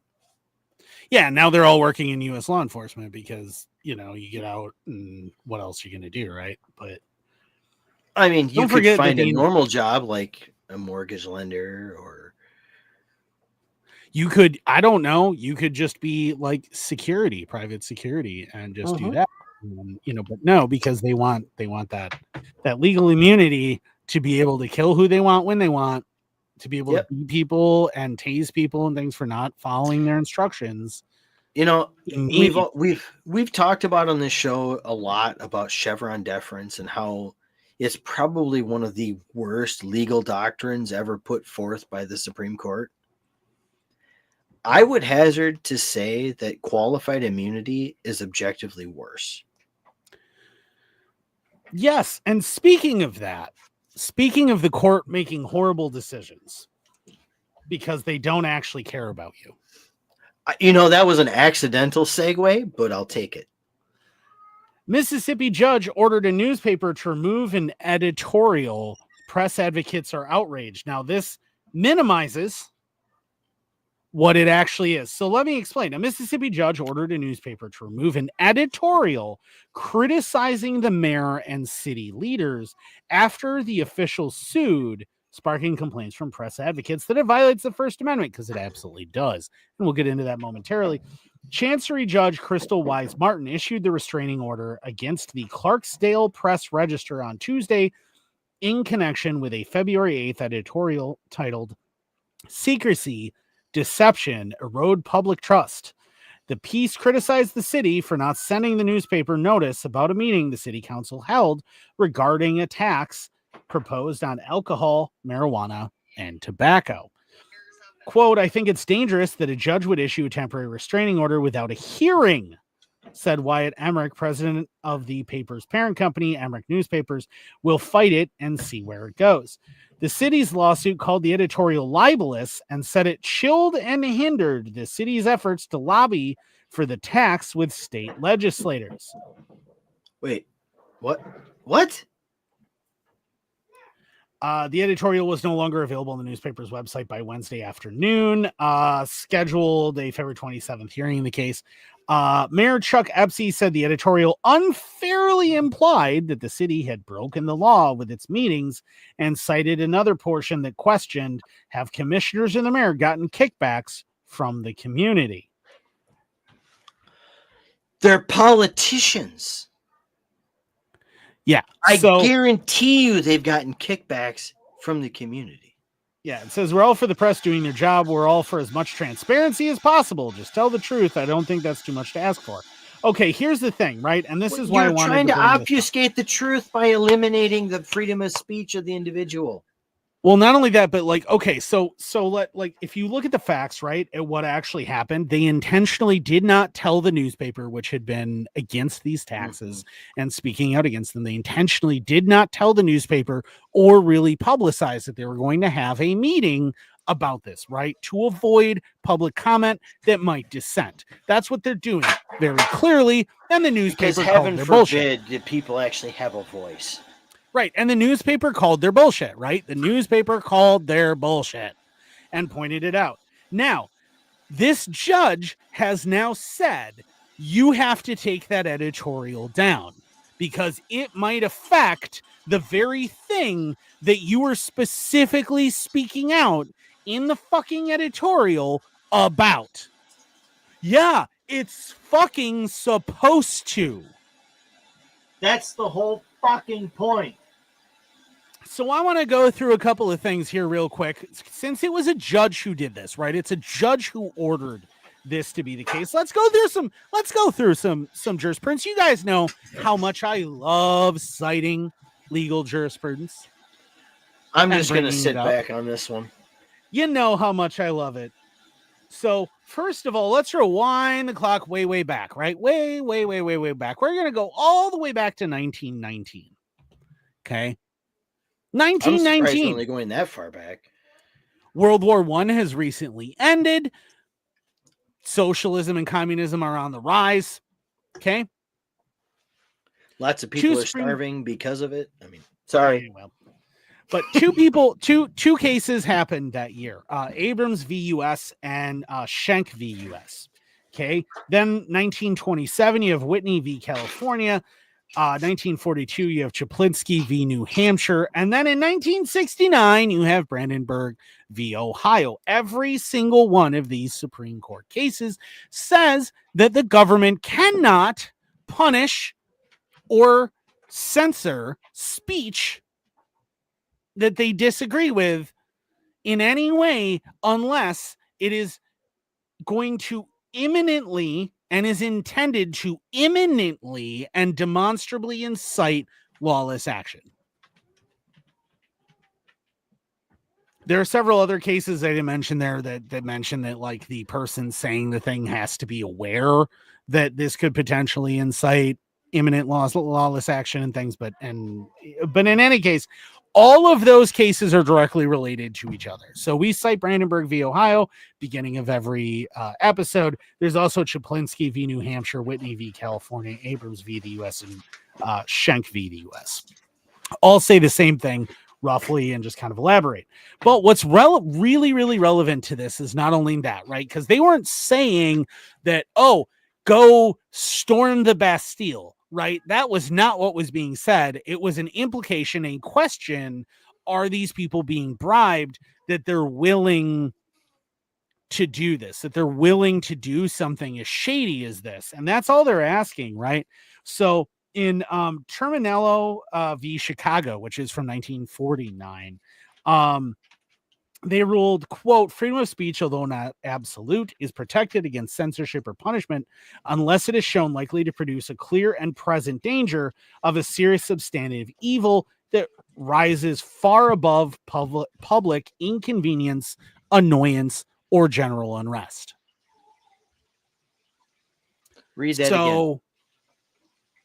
Freedom of speech, although not absolute, is protected against censorship or punishment unless it is shown likely to produce a clear and present danger of a serious substantive evil that rises far above public inconvenience, annoyance, or unrest. So if it's not going to induce absolute, like, full-on violence, an imminent and riot, yeah, it's absolutely protected. Right. It is supposed to be completely protected. So that's 1949. Then we jump forward. So all this, and just to make sure I'm understanding correctly, this editorial, all it did was call out the bullshit. It didn't call for any action. It wasn't anticipated. And there was no knowledge that it may induce such a riot or anything like that. It's just, they said, this is horseshit. Fuck you. Yeah, basically. I mean, in a nutshell. Speculated. Yeah. They asked the question, because they didn't even speculate. They asked the question, is it possible that certain members of the community gave them kickbacks?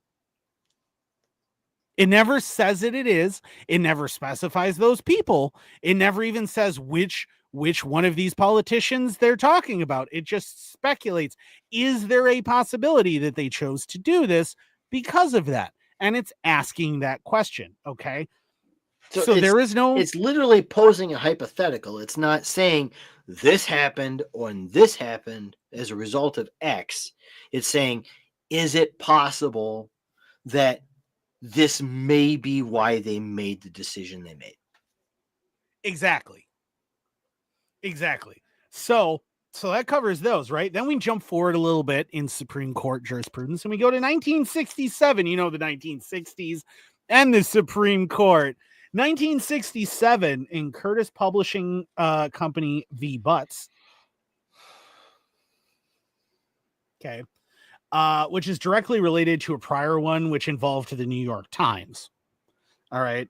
That was from, I want to say 64. Yes. So 1964, New York Times v. Sullivan ruled that public officials can't sue over defamation or libel related to official conduct unless direct actual malice can be proven. So unless they can say that this is actually intended to cause you harm, and they have to prove the fact that that was the intent behind the original editorial, so in this context, yes, they're protected. This is First Amendment protected speech. Fuck you. Yes, exactly. All right. Okay. So we're on the same page with everybody right now. Right. So that's what 1964, that's what NYT v. Sullivan says, is unless you can prove that they were intending to harm the person, not the public office, not the public process, the person intentionally, they can't sue. Then 3 years later, 1967, Curtis Publishing v. Butts. Okay. 1967. They affirm NYT from 64 and specify that defamatory conduct against public officials can only exist from, quote, highly unreasonable conduct constituting an extreme departure from the standards of investigation and reporting ordinarily maintained by responsible publishers. So now, trying to break this down into my simplistic terms, right? What that tells me is that unless the journalistic process is wildly deviating from what would normally be considered a journalistic intent, it's protected.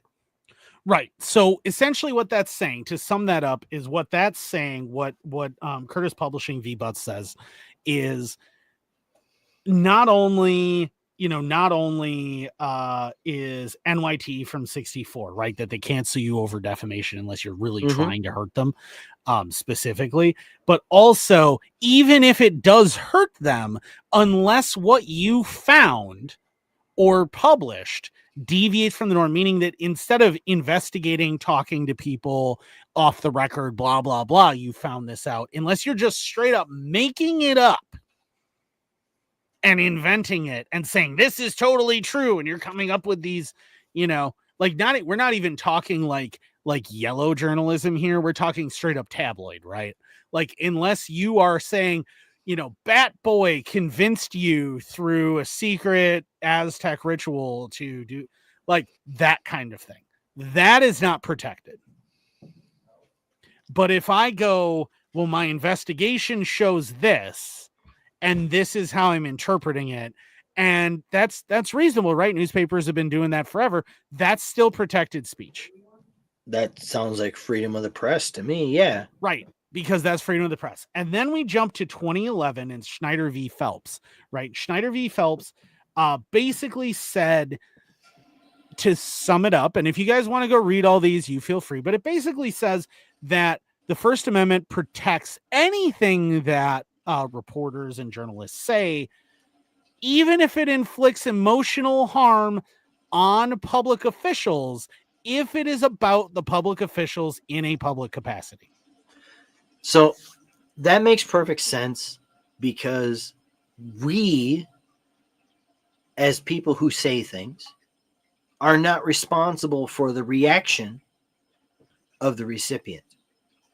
So if I were to tell Andrew that I think he's a long-haired fag, I'm not responsible for his reaction to that. If he were to be offended by that, that's not my problem. That's his. Yeah, I can't sue over that. But like, more importantly, what this is saying if I go, the governor of Wisconsin is a reckless piece of shit, and I go into all of the things that he's done and why he's a moron and why I hate him, and I think that he's reckless and he's stupid and he's a radical, hyper left-wing communist and all of those things. If I go through and I do all of that, right, as a journalist, it doesn't matter that it hurt his feelings real bad. He still can't sue me. No, he's that conduct, that speech, that article, whatever, is, while in my opinion factual, is protected under that First Amendment, freedom of the press, freedom of speech. Right. And here's the thing, right? And this is why Schneider is important. Schneider v. Phelps is important because what it says is, even if I just express my opinion as a journalist, even if it hurts what you wanted to do, my opinion hurts what you wanted to do as a public official, even if it hurts your feelings as a public official, hurts your private businesses that you have, and you're a public official, it doesn't matter. You can't do shit about it because it is protected free speech. That is what all these Supreme Court cases. It's a redress of the government.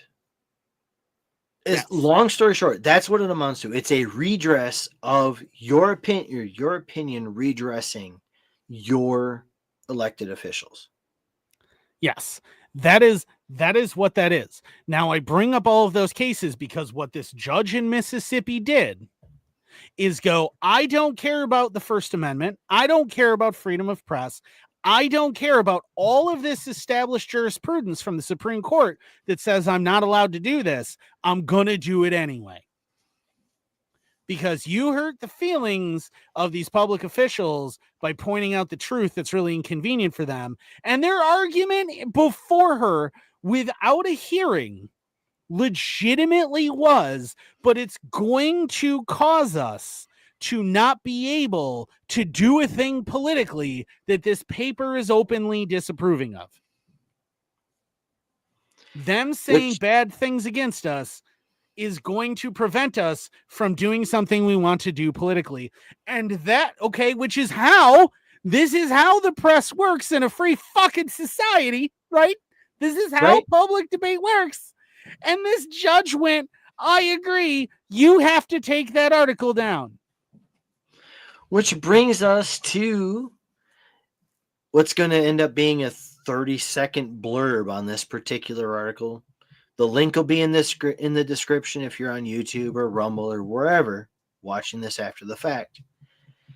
Wisconsin Democratic governor proposes replacing mother with, quote, inseminated person in state law. Inseminated person.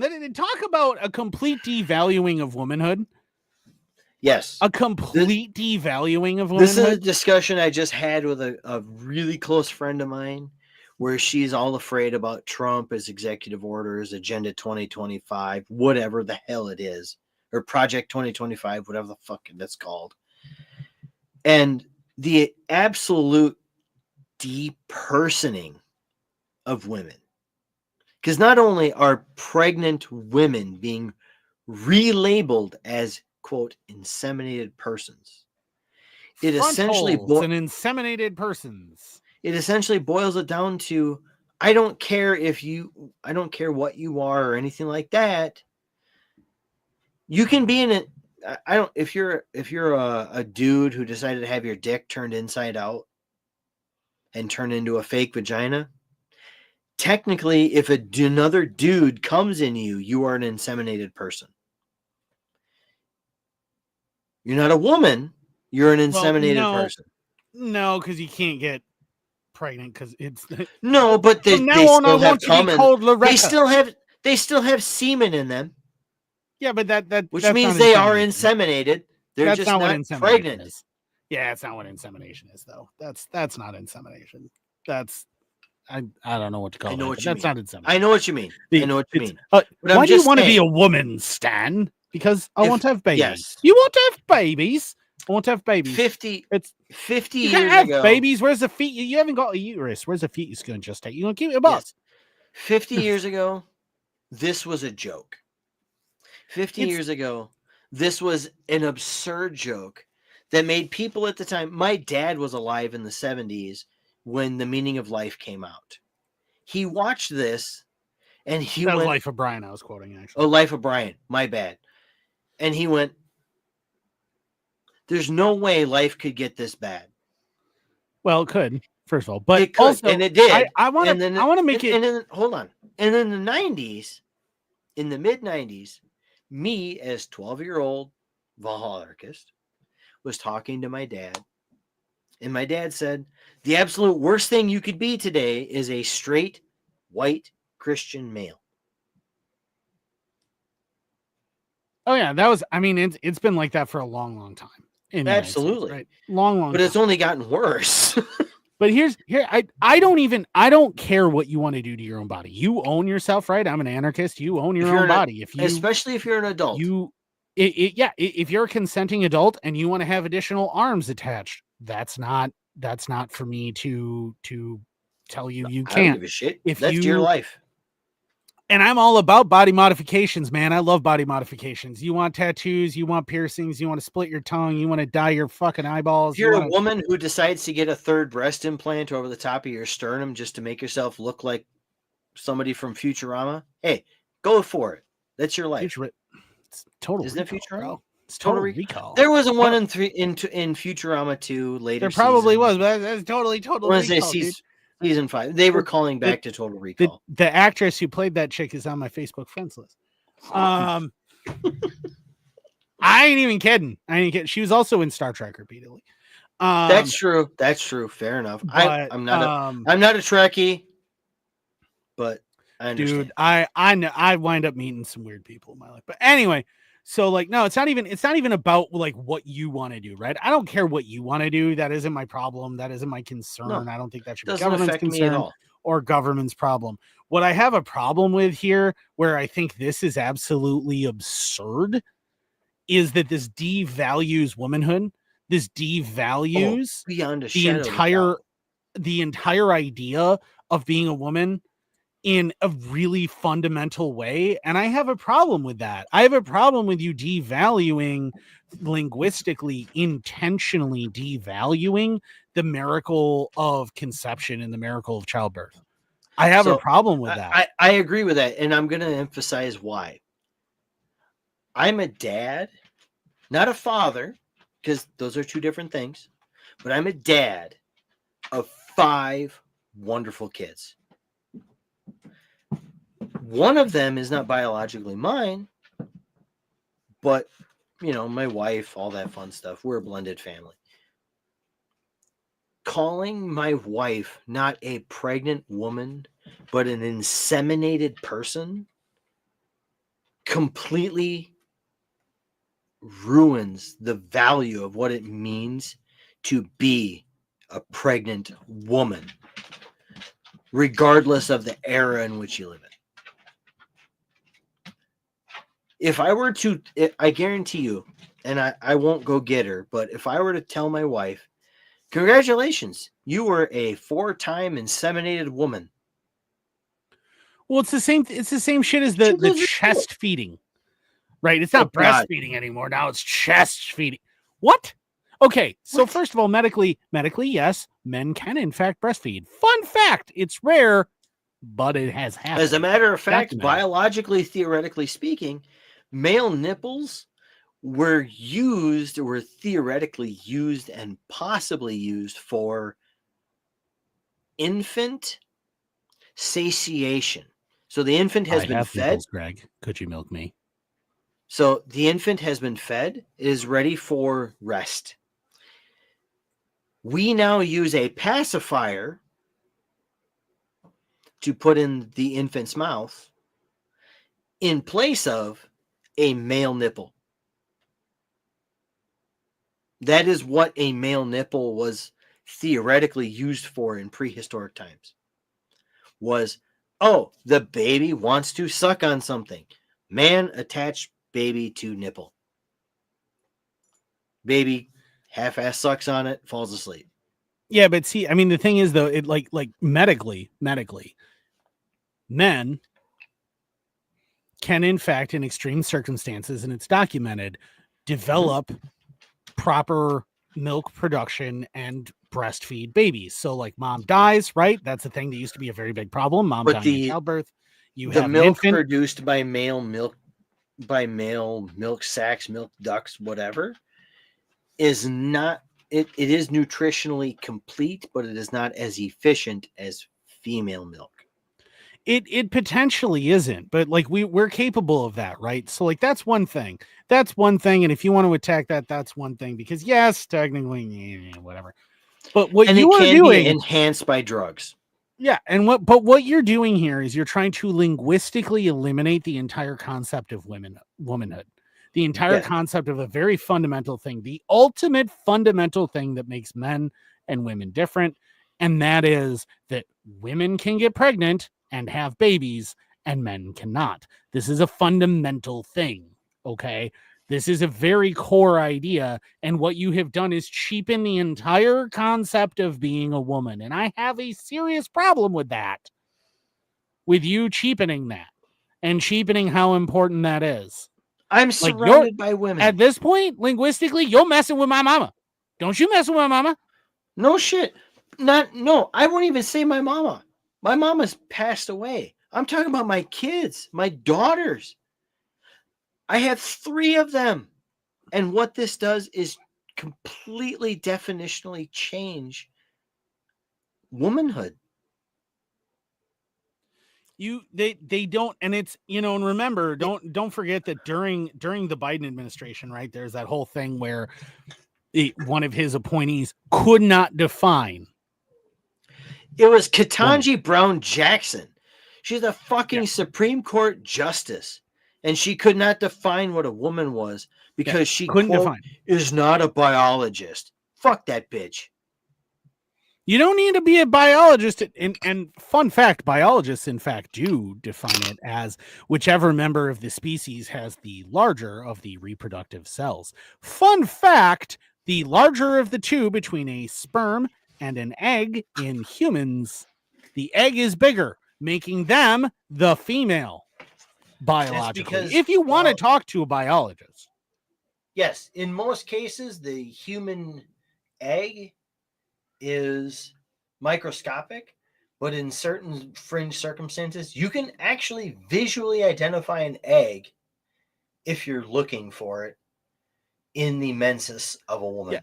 You can actually, so weird fact, the one and only human cell that you can actually see with the naked eye is an egg. It's just a little black dot. It's about the size of a pencil dot, but you can totally see them with the naked eye. It's crazy. I've gotten to see one. Super weird, super kind of like off-putting to realize that is a single cell. Very, very strange, but it is a single cell. But the point is, biologists can define a woman, okay? They can define a woman, and their definition of a woman conflicts directly with the radical leftist agenda, the radical progressive. I should specify the radical progressive agenda.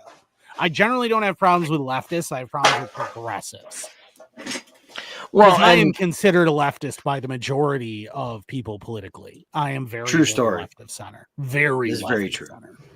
So the reality is, right? And like, I don't think I'm left of center. Huh? And we've been accused of being both.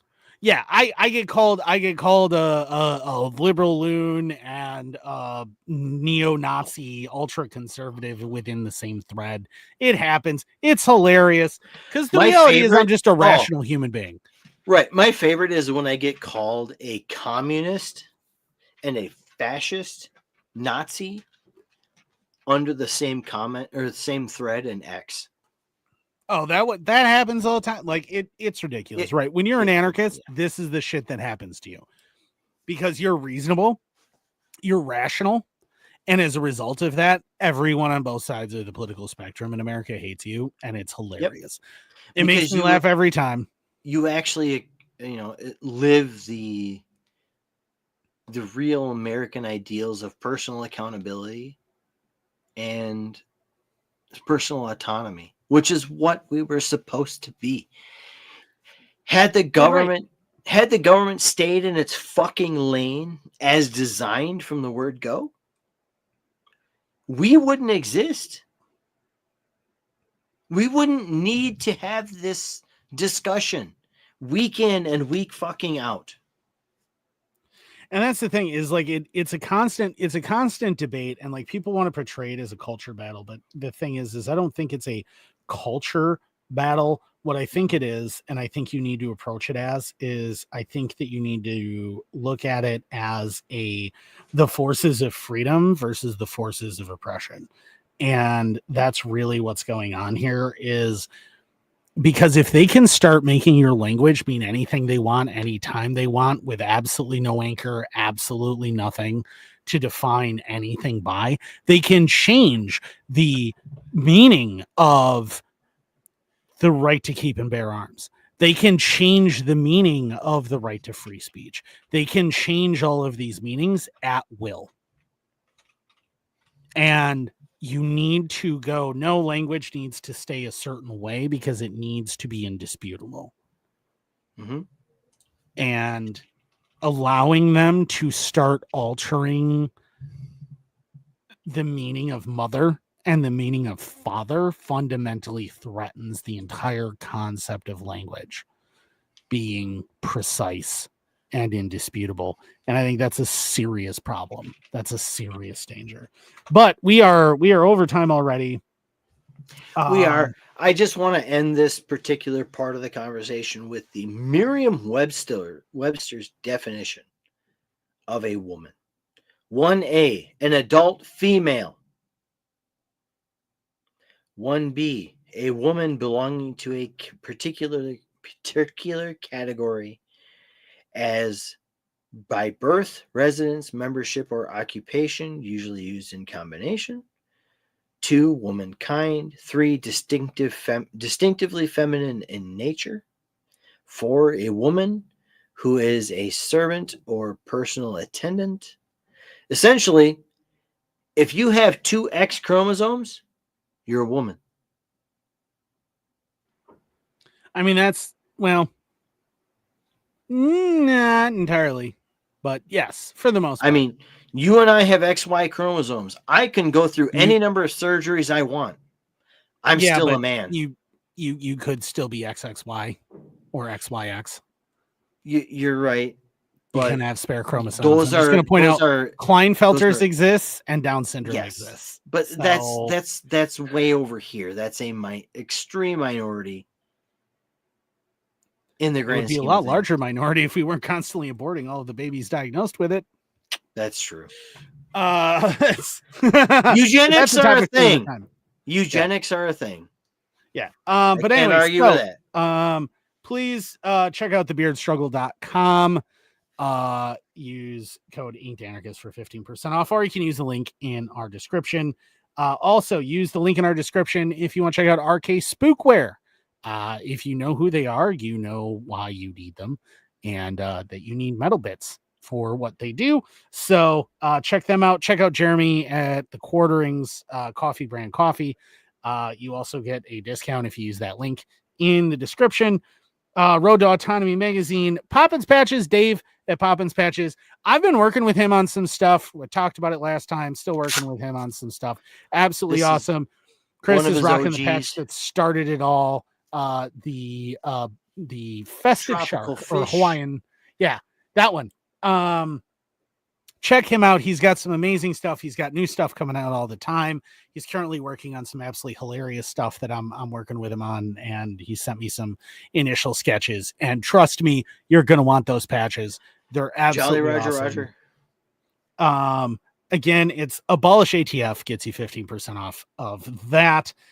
Check us out on Odyssey. Check us out on Facebook. Check us out on Telegram. We have a Telegram. Did you know that? If you don't, and you're not in it, you should check us out. Check us out on Rumble, Spotify, Podbean, Apple Podcast, Stitcher, Google Podcast, Breaker, Overcast, Pocket Cast, and Radio Public. We are on all of them. If you're listening to us on one of those, hi, you should check out the videos too, because there's stuff in there.